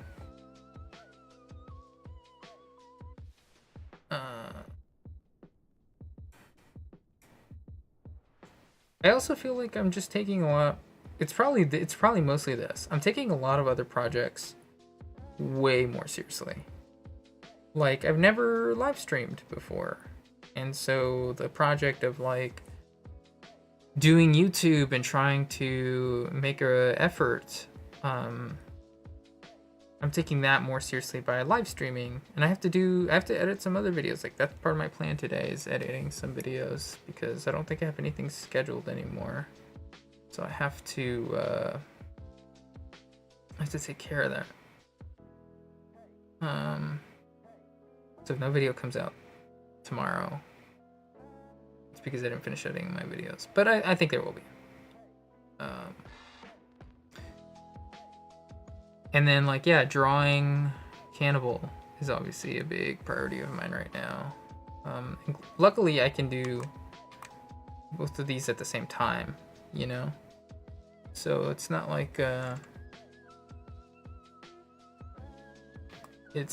can't maximize my time a little bit. Oh. But, you know, it's just you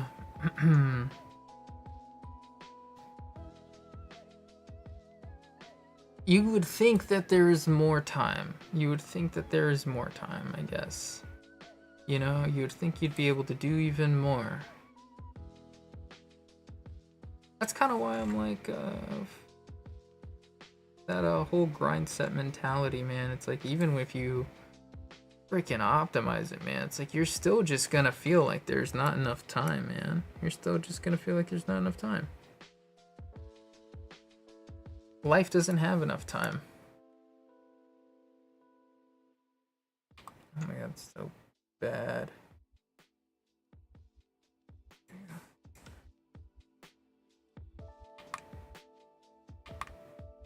It's gonna be a little thinner because it's through the glass. There we go.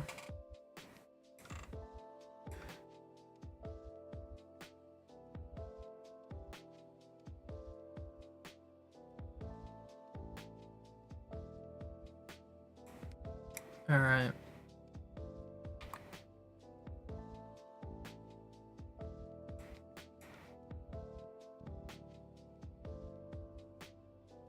Oof. I feel like I'm focusing so hard. There we go. I gotta get the slime. We gotta get the juice out.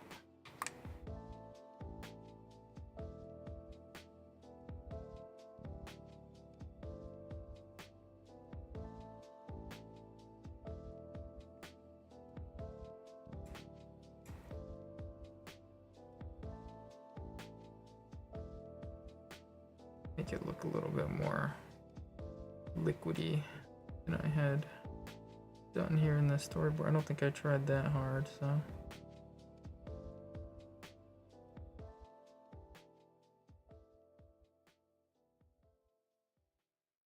Yeah, leave it like that.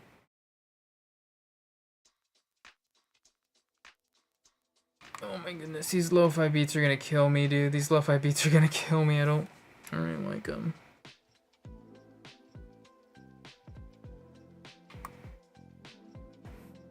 It's just not my vibe, man. It's just not my vibe.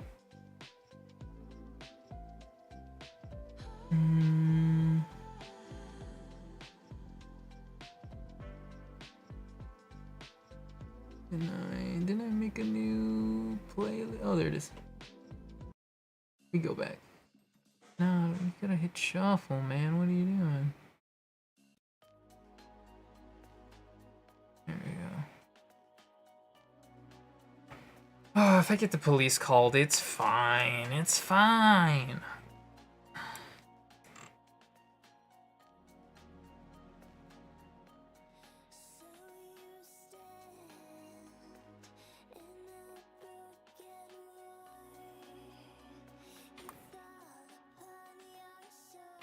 I feel like I gotta practice, like, Steam more, you know? I feel like Steam... I'm not respecting the Steam.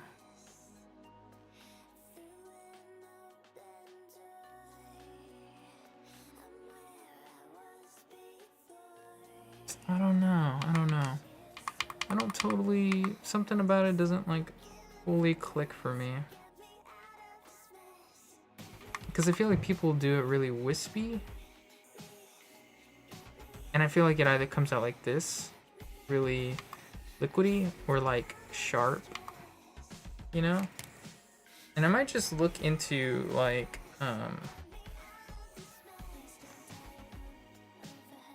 how other people do it.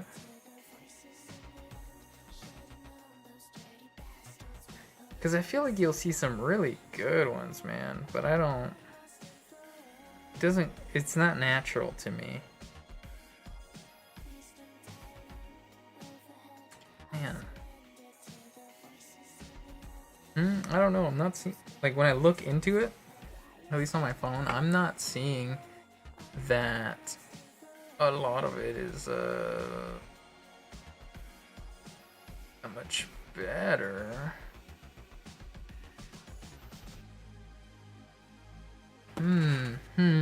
Okay, I'm seeing something. Let's see if I can... Let's go back on that, right? Let's see if I can, like, pull something like this out.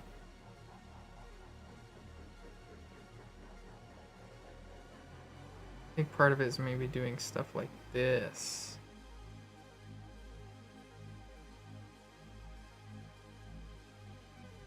Then having it, like, reconvene. Maybe.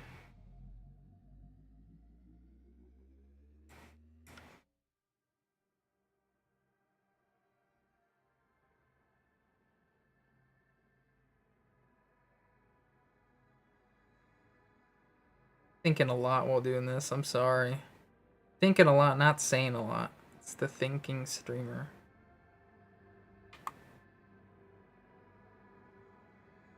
Ooh, that's freaking ugly. That's hideous.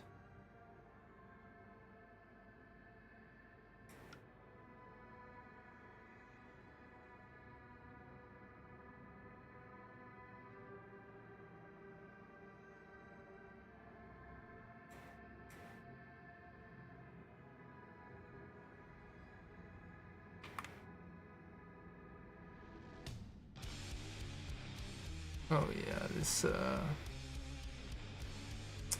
this is getting the police called, I think.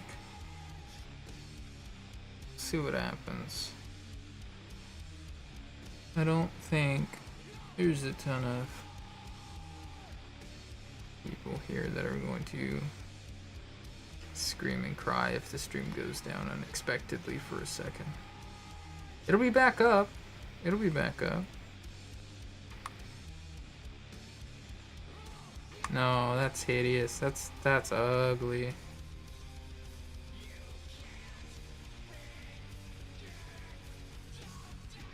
Okay, I think I'm getting it. I think I'm getting the idea. A little bit. Like, I still need... I need to practice it more and study a few more. To, like, totally absorb the idea of, like, drawing this kind of steam.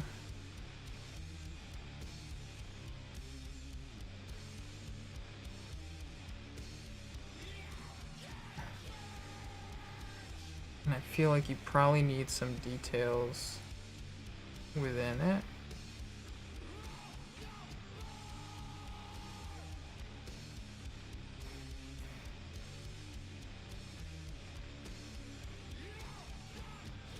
And I feel like maybe shading on the edges is what's really going to bring it to life, at least from what I'm seeing.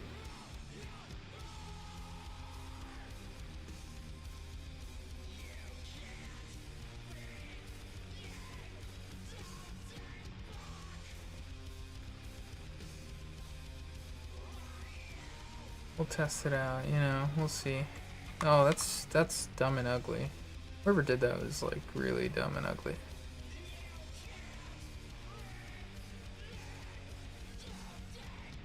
Okay.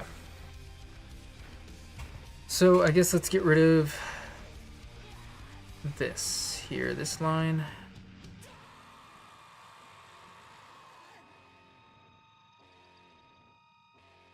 Yeah. Yeah, that's it. That's it. That's it. That's the move. We also have to get rid of it here, right? But only up until there. Y'all see the vision? Okay, alright. Yeah.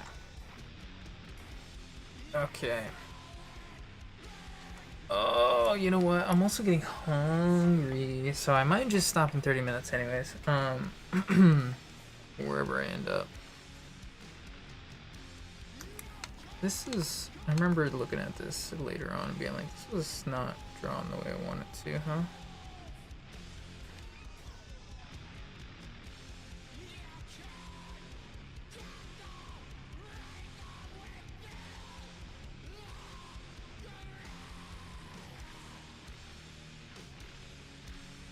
That doesn't look right. Is that right?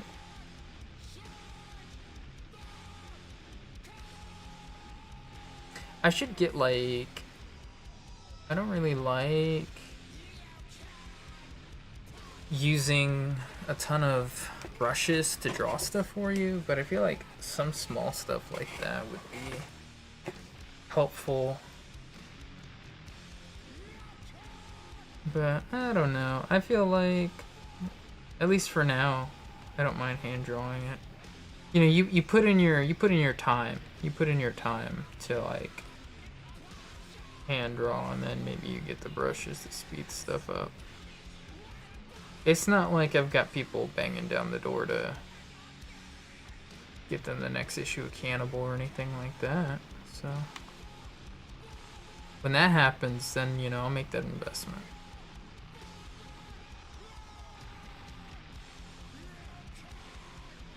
Yeah, it's funny, I might actually already have some brushes like that though, if I'm being real.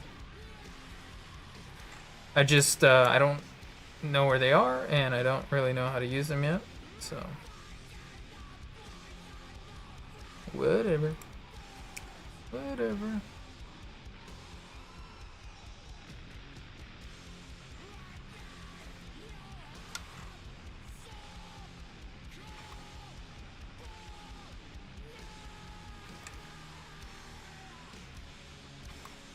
What am I doing? I just feel like this line right here, this line is even not that helpful. When I do it better, I realize that this one's not good either.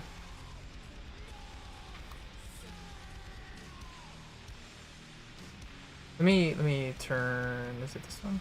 Yeah. Turn that one off. So I can figure out kind of what it should look like.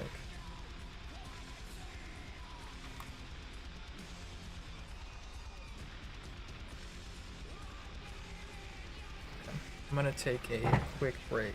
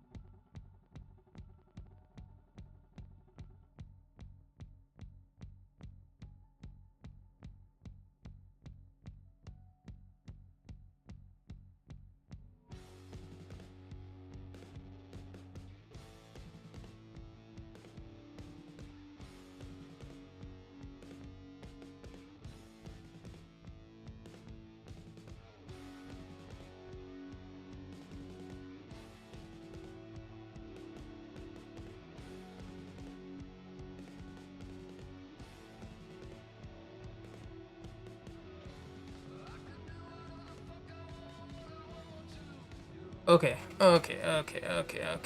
We're back. We're so back. In fact. I just had a call from old Auntie Basement. Where was I?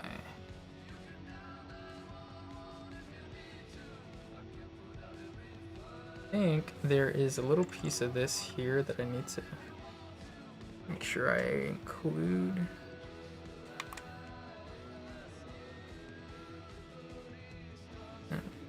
That looks terrible. That looks like a stupid person did it or something. That looks like a dumb idiot did it.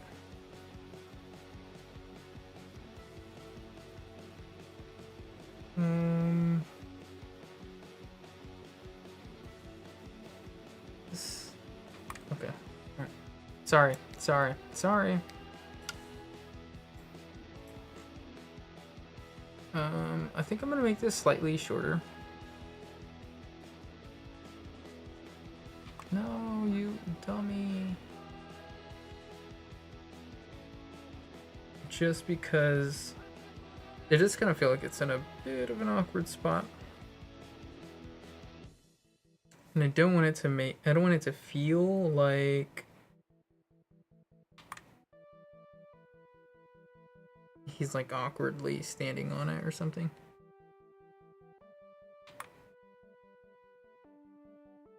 Feels like both of those. That seems better.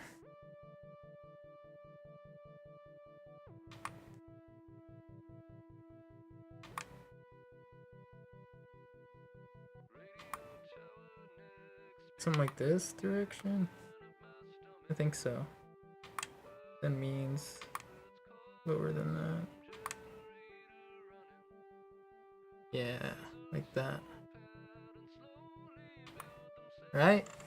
Got my head tilted while I'm doing this, so I'm kind of making it harder on myself for no reason. Okay. That's fine, that's fine. You also gotta draw the back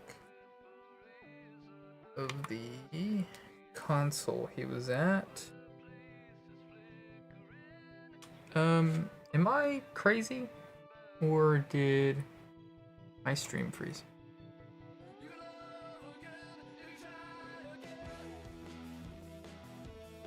Oh, okay. No, I think I'm okay. Right? I think I'm good. I've streamed on Twitch before, but yeah, yesterday was my first time streaming on YouTube. And it just has some weird notifications sometimes that pop up. And I feel like sometimes it matters and sometimes it doesn't matter.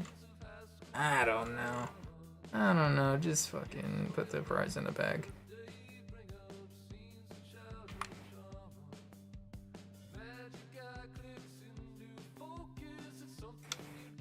And I feel like this, I just figured out what this is. This is the other end of the console. It needs to be a little bit higher. And like not that far out.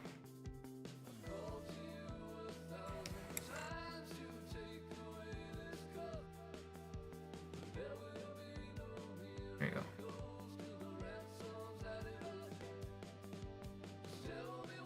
Just make a little straight line. And then we'll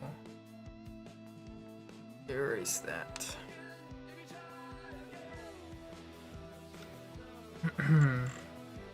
Is that just my border? Yeah, it's just my border, I think.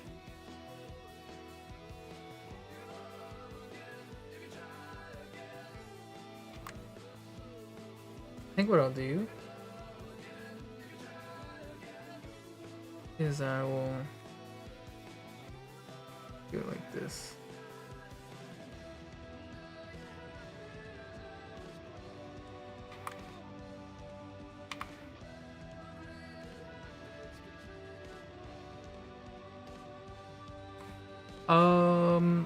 Let's see, what else can I talk about? Well, one thing, I guess, is, I watched a show recently that was pretty cool. And my wife loves it. She's seen it, like, she's on her third time watching it. The reason why is, I think it's like her new comfort show. But she's not watching it like right now or anything. She's just showing it to friends with me. We're both showing it to friends. And so like every few Sundays, we'll hang out and I'll watch the show. And it's our friend's first time watching the show, but I've seen it once before, and my wife has seen it twice before. So she rewatched the whole thing because she liked it so much. I'm just gonna copy this so I don't make my life so difficult.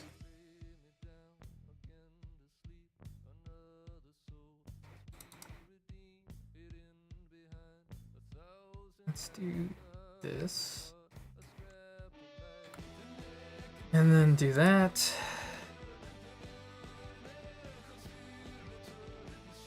And then we'll do that.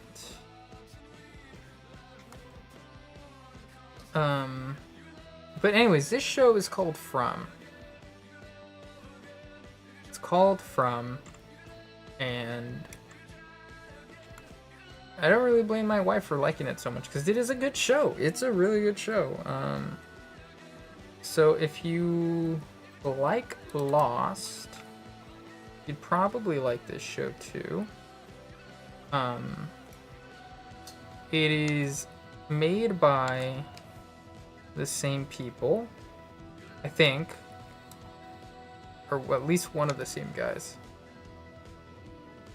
And it has the guy that played Michael from Lost. as the main character, and he is phenomenal in it. He's really good. The worst part about it, and it's really not much to do with the show itself. The worst part is that it's on MGM Plus. And every time I tell people that, they're like, what the fuck are you talking about? What the hell is MGM Plus? And I'm like, I know. Because there's nothing on there besides this show. I mean, there is stuff on there, but it's like nothing you want to watch. Like, it's all just kind of random crap that you've never heard of. And From is one of those things where it's like most people have not heard of From because it's on MGM Plus. But it is peak. It is so good. So good. It's what you wanted Lost to be, but it is like actually scary. It's like kind of horrifying. So if you want something to watch, I would recommend From. You can get MGM Plus for like a 7-day trial or whatever. You might need, like, if you're not unemployed and just about to binge 3 seasons worth of it, you might just need to like buy it for like a month or something and like, I don't know, cancel Hulu because Hulu's being canceled anyways. I don't know. So yeah, I would recommend From. From is really good. I guess like if I had to critique it a little bit, in the beginning, the practical and special effects are pretty good. I don't have like that much to complain about. But you can kind of tell that their budget gets neutered a little bit. Check them for lumps. Because some of their other effects later on are not, like, some of the CGI ones, I'm like, this is straight up a PS1 game, and some of them, I'm like, this is straight up a Spirit Halloween corpse, you know? And that sucks. That sucks because everything else about it, I'm like, this is really good. Like, there's a character who dies, and it's a pretty big deal in one of the later seasons. And you can kind of tell the corpse is just like there's no weight to it, you know? So when they're like, when it's being moved, you're like, oh, this is hard for me to suspend my disbelief. But the moment is so like, holy crap, that like, this is a big moment, you know? This is not just some random person dying. So I don't know, you know, and like, I can't really fault the writers for it, you know, they probably just didn't have the budget for it. So that sucks. That does suck.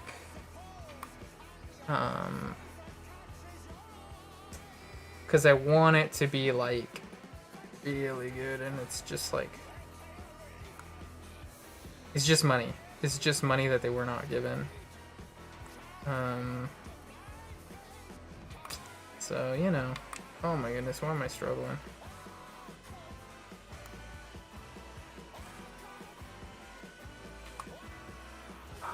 I guess I should move this up. I'm like, oh, my wrist is like on the desk and I can't quite get what I want. I need to do it this way.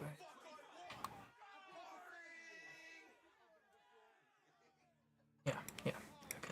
What are you talking about, home? I ain't got no home. Alright. Just gotta draw one of those weird science-y sinks, you know? I feel like whatever I was in science class, I always had sinks in the lab, you know?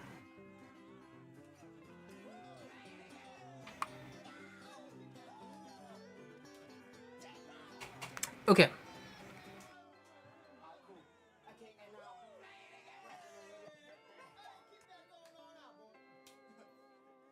Once he starts playing, he never stops, that damn boy. Something about that voice actor there reminds me of 80s. I just finally got all the achievements on. Kind of a nightmare. Mostly because it feels a little grindy. And I don't know, maybe I'm feel like maybe I was better at the game than the game expected me to be. I think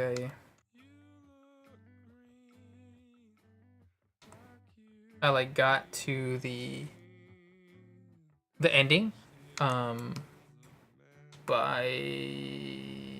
run 30. And I honestly thought I was bad at the game. I thought I was bad at the game. And I think the game was, I don't know. I saw some stuff way after the fact about people struggling with Hades. And so I thought,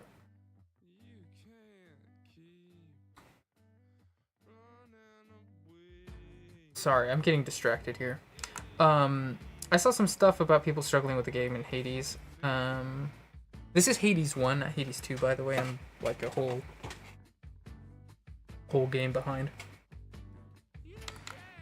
But I thought that I was bad, and then I saw people who were struggling, and they were like, yeah, I beat it on run 100, and I was like, oh, I guess I wasn't doing too bad. So, but that just kind of meant that, like, what I was working on doing was taking forever. It was taking so many runs, and I had already like done a lot of stuff. So it was like each run I was like, well, I hope I just get this boon, or I hope I get this dialogue, or I hope I run into this character, and I wouldn't, you know.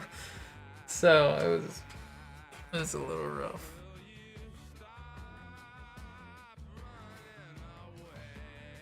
I'm gonna save really quick, but I think it's just the details and the tone left. So let's start with good old Z over here.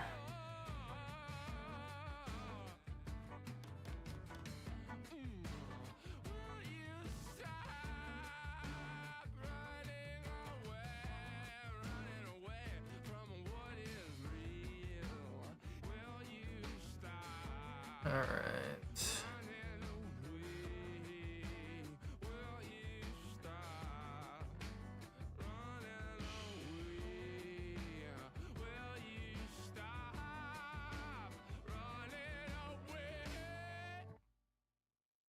I have really enjoyed this process of remaking the first chapter because of Z, because no, like I said before, I didn't really get a chance to draw a lot of monkeys after this first one, and drawing monkeys is actually like really fun. It feels fun and easy, and I feel really good after I draw, because I feel like I do well, and that's a cool feeling. It's a cool feeling to feel like you did well. Anybody else feel that way? No, just me? Well,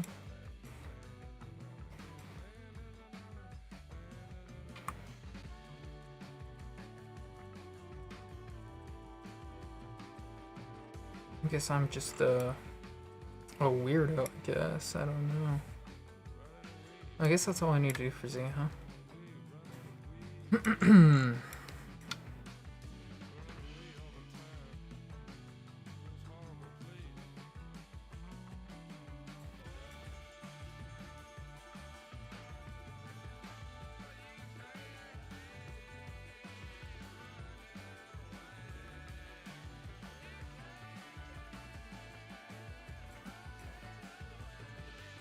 And then, yeah, I love drawing a skull, too. Drawing a skull is a lot of fun.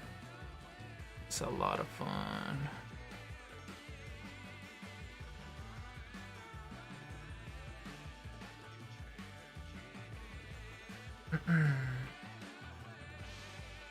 So yeah, once I'm done with this, I don't think, well, honestly, like, either I finish the detail. I don't think I'm gonna get to tone this today.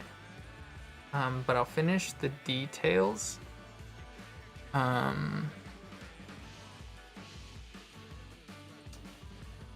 Or 10 minutes will pass. And whichever comes first, it's probably where I'm gonna call it. Because I do want to get to doing some other stuff. And some of it is making videos. So, like, it's not like even real life personal stuff. It's still such online stuff. There's a few other things I want to do, but I do want to make sure I do it.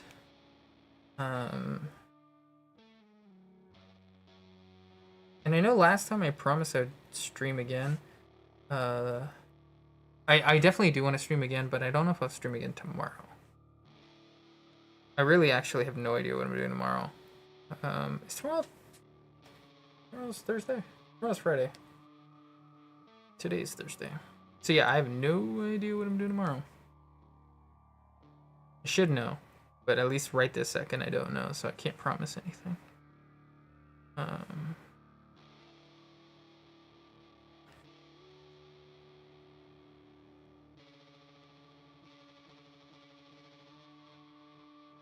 So we'll see. Might be a day or two or something, or I stream again. I do think that one thing I can say is that, like, I won't be streaming Mondays or Tuesdays. Those are my days with Auntie Basement, and so those days are sacred to me. So don't expect that.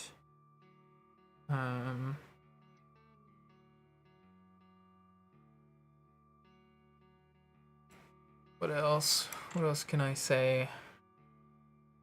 Oh, I guess, like, the other thing too is, I think in general I do want to be streaming at the very least like this Regurgitated Chapter 1,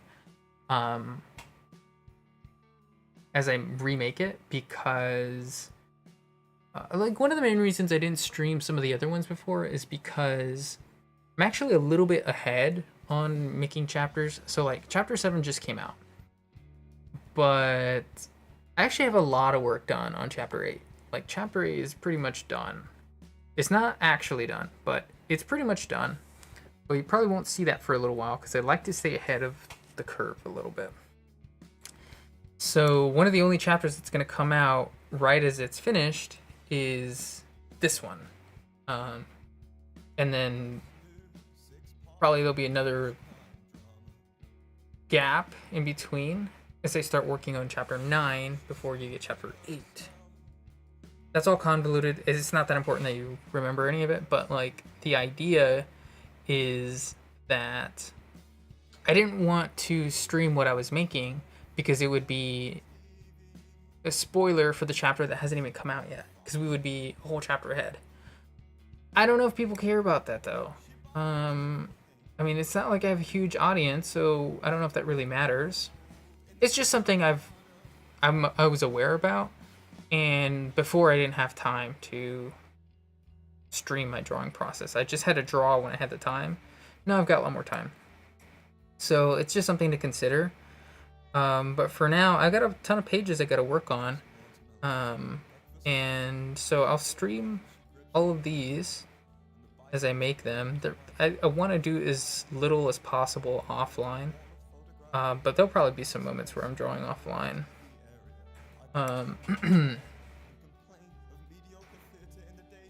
But yeah, I mean, you know, I just think it's cool to be able to stream this redrawing.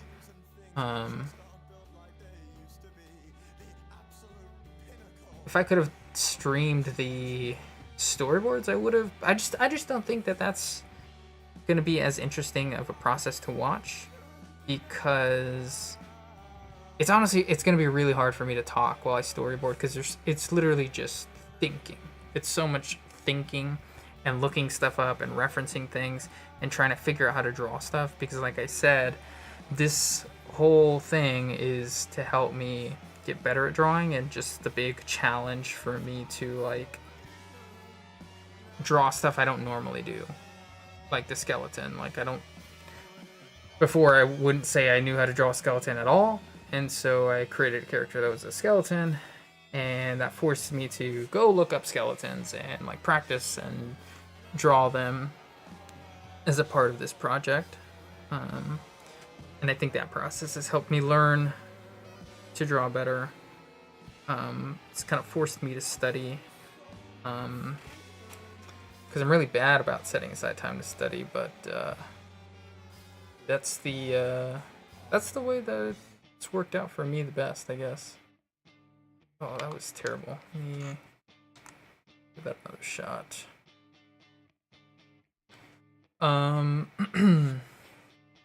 Yeah, I think once we're finished with this one, I'll probably be done for the day. But I want to keep streaming, but I have other stuff to do. Oh, the woes of life, man. What a fucked up world. What a fucked up world. Doesn't it suck? No, I'm kidding. But, yeah, I do want to take some time to actually work on a video or a few videos to put out, because I don't have any shorts lined up, and I want to have some shorts lined up.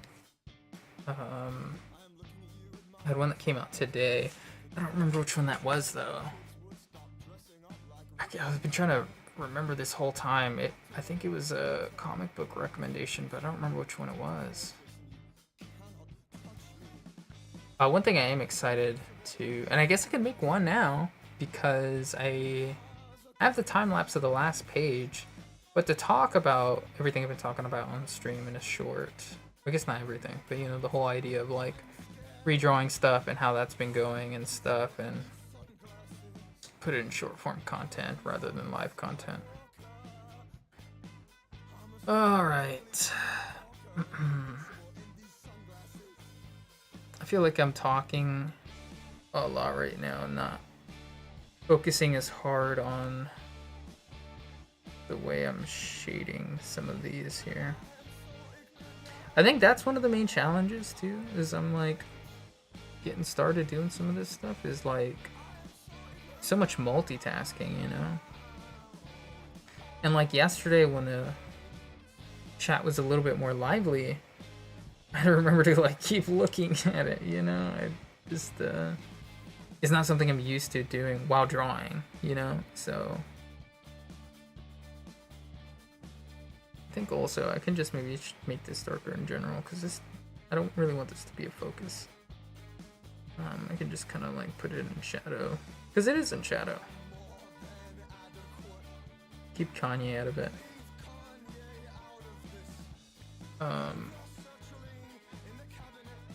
What are we looking like? I don't even know.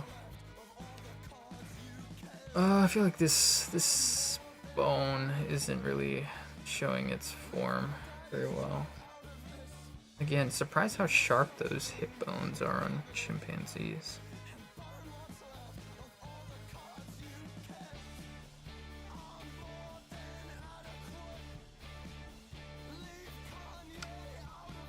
Just leave them out, man.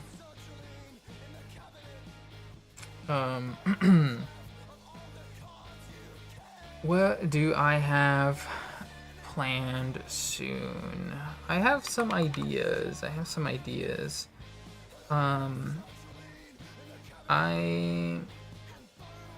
mean, my big focus is this right now because I'm actually wanting to work a lot faster than I have before. I feel like I almost feel obligated to, because I have all this time. But the other thing is that I don't want to fall behind too much on the regular release of the chapters by making this one. Obviously I will a little bit, so like whatever happens, if it takes as long as any other chapter, fine, so be it. Not a big deal, I won't be heartbroken. But I would like to speed it up a little bit, considering the fact that I have this extra time to do it. So it's like, if I can release it a little earlier, I'd feel, I'd just feel better about it. So yeah, a lot of my attention has been going to this chapter specifically. But I'm super excited about the 9th chapter. I'm super excited about the 9th chapter because I think we're like, that's when I start introducing some new characters that aren't part of the main cast, in a way that, like, they're still gonna be important to the overall story, and they're characters I really like. I really like them. I think they're fun. I think, they mean something to me personally, and I'm really happy to have them in the story. Not that they're like real people or anything like that. They're just characters that I think like embody a lot of traits from people that or I guess these are traits that I admire in people, and like the fashion sense too of them. I'm really excited about. And it's not something I see represented too much in like comics like this that are a little bit more like power system based or whatever. So that to me is exciting.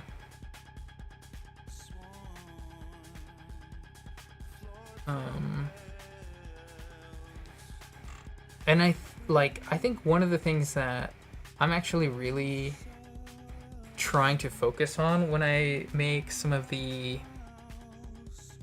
I don't always want to say battles, but I guess that's the easiest way to put it in perspective. But the battles that happen in Cannibal, like, I don't always want it to be like, oh, it's a hand-to-hand like combat. Like, I want it to be a little bit more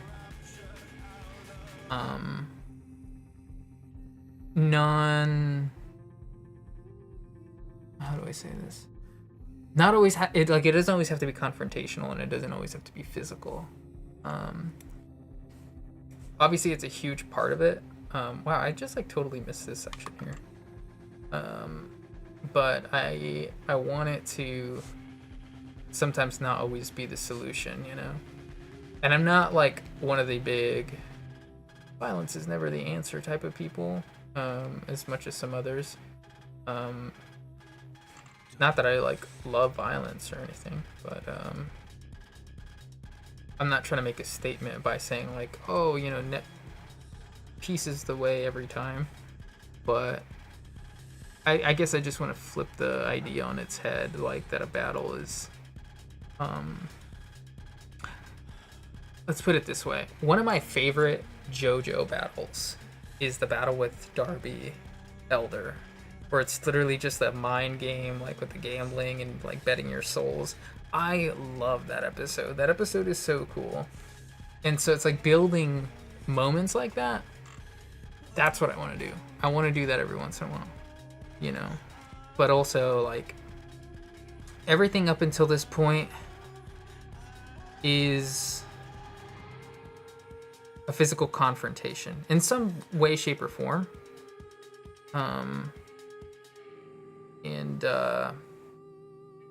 the expectation that is always going to be the case. I have to set that up first before I ever like flip something on its head. It's like you can't flip nothing on its head. If you have no expectations or you don't know what to expect in that kind of story or whatever. So nothing like that's going to be going on in the 9th chapter, but I think you can kind of see a little bit more of the style of what Cannibal's actually going to be, and what you can expect moving forward, because so much of Cannibal so far is like, let's get them into the position that I need them to be, while also teaching the audience like what's going on and like who are these characters and like what are they like. Um, and so beyond, I would say like once I get to like chapter 11, you'll have a good grasp of like how serious the plot is, how things are going. But I think starting at chapter 9, you'll kind of get the stylistic feel of like what it might feel like in the future. So I love that. I love that. I'm really excited.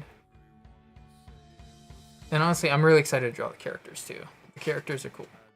And there is one in chapter 8. There's one in chapter 8. There's a new character, and he's a little weirdo. He's a little weirdo. And I've had that idea for a little while. And so I'm glad I kind of get to bring him into the fold a little. I think it's a pretty obvious inspiration too from like where he's coming from. Not that I don't want to spoil too much. I don't want to spoil too much. You gotta read the comic, you know. You know, you gotta put down the brain rot for a second. Not me. Not this brain rot. This is good brain rot. Stick around. Stick around. Or else. Oh man, if you're on a spaceship or burning spaceship or something.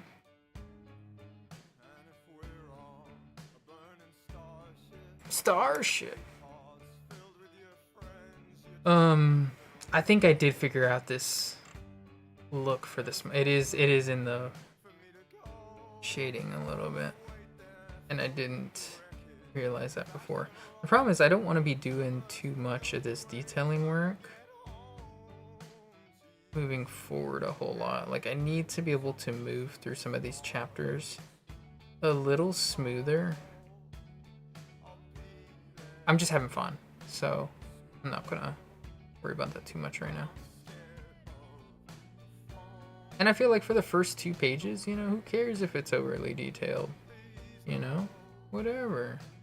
That's okay. We can temper the expectations slowly later. Oh man, expectations. Always talking about expectations, this guy.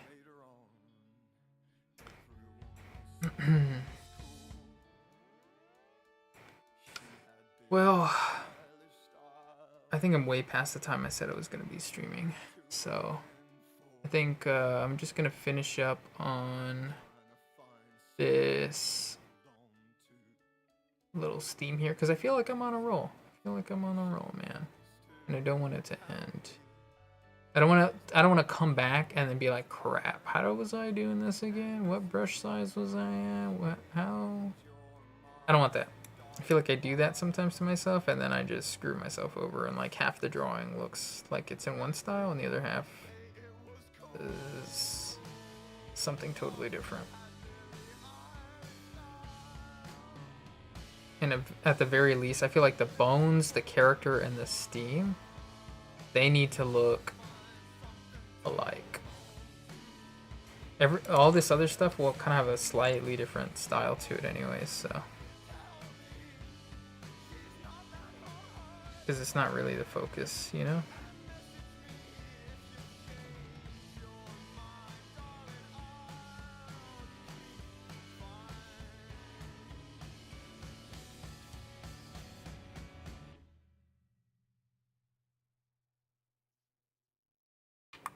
Oh. Kind of forgot what I was doing here, huh? This is also part of the steam. I didn't realize. Yeah, it comes up from here. Stupid.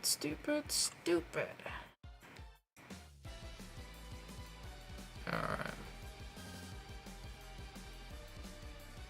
Damn, I just looked at it on stream. I like how it's looking. I like how it's looking. It's cool. It's cool. It's cool. It's cool. Oh yeah. Oh yeah. YouTube hates this one. YouTube hates this one. Sorry. Sorry. Machine Girl's kind of crazy, dude. Machine Girl's kind of crazy. I've listened to Machine Girl for a long time, but also in one of those ways where I'm like, oh man, like this is kind of cool, but like it's a little hard for me to get into. Because it is crazy. It is crazy, you know? And I'm not that much of an EDM head. But I feel like in the last couple of years, I've really liked a lot more pop music and EDM. And that's so not... That has like so not been me for the last 10 years. So, I don't know. I'm gonna enjoy it now.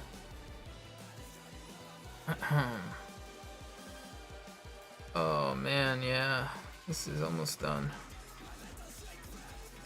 It's almost time to say goodbye to all the suckers out there watching me. I guess I'll reiterate some of the stuff that I was saying earlier. Once I'm done here, once we get to being on cam again, I guess. Oh man, I like that. I like that. That's sick. I was really worried that the smoke wasn't gonna look as good. The steam. You know. But I like how it looks. I like how it looks. Let's see the whole panel here. I'm sorry. I know I said it was gonna stop, but I kind of do really want to do this. Just to kind of establish like a little bit of the style. Oh no, the viewers hate me. The viewers hate me. Lied to them.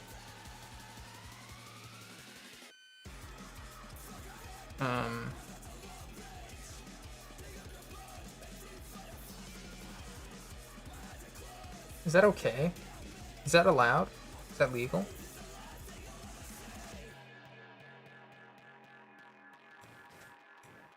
Yeah, that's fine. I don't like the double lines next to each other. I feel like it adds a nice thickness, man. It adds a nice... Uh-oh. Uh-oh, I did that wrong. Damn, that's a shame because I like that line. That's a shame, but I had to kill that line. I had to end him. This is where it starts curving. I wasn't paying attention.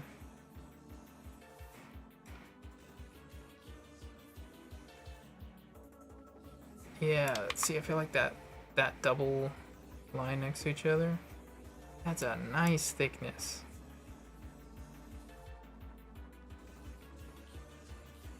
I think I'm gonna skip some lines here because I don't want it to get too confusing.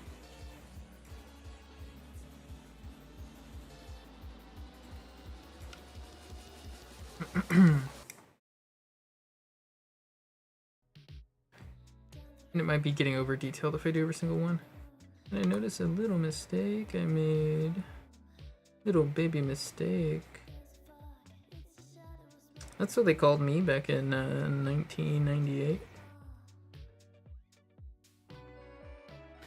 Okay.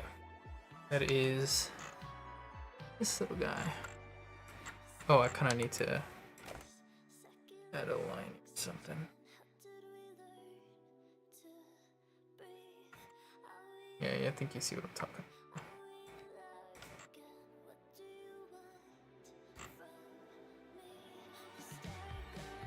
Yeah, that's fine. That's fine. Oh, I never did. Look at this freaking neuro spicy brain that just doesn't stop what he's doing.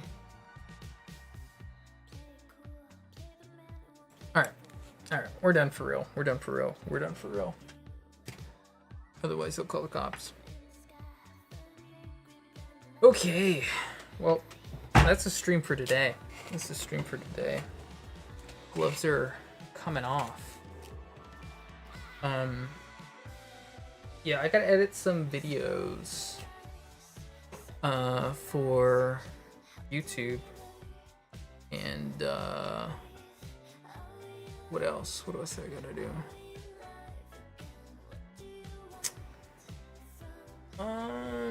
Probably nothing you'll see. Probably nothing you'll see, I guess. I got some other random stuff I gotta take care of, but... And I gotta eat. I gotta eat. I've not really eaten. Oh, man. You know, I'm happy with the progress we made today, though. Yeah, like I said, I don't know if I'll stream tomorrow. Maybe I will. Maybe I will. But if I don't, probably on Saturday. Probably on Saturday or something. Oh, gotta adjust this monitor. It's so big. This monitor's huge. Oh, oops, I did it again. Oh, I did it again. The stupid bad streamer. Okay, well. That's about it. That's about it. Yeah, I'm gonna hope to stream just about every page. I should stream just about every page of Cannibal, unless something, you know, serious comes up or something. But I think that's the plan. And I also want to make a lot of videos regarding it too, because I feel like it's a good learning opportunity. I feel like this is gonna be one of the first milestones for me in terms of progress.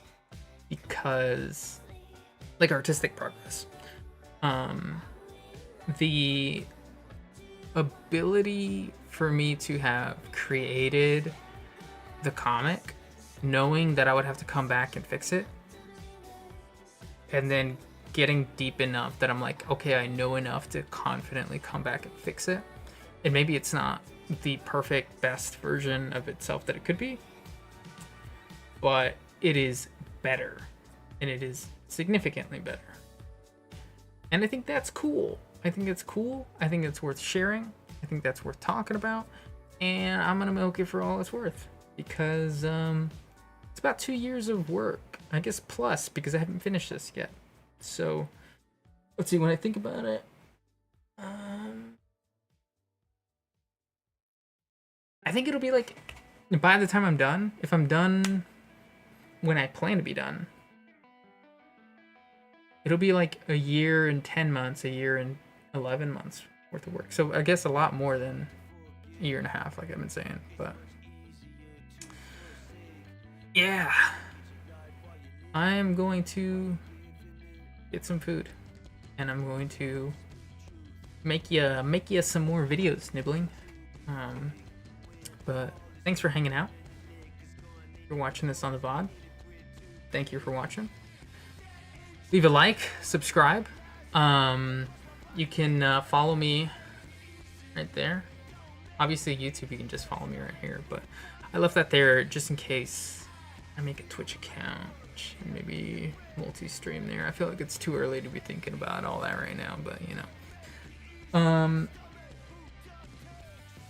Yeah, I hope you have a wonderful rest of your day or night, and I'll catch you next time. See ya.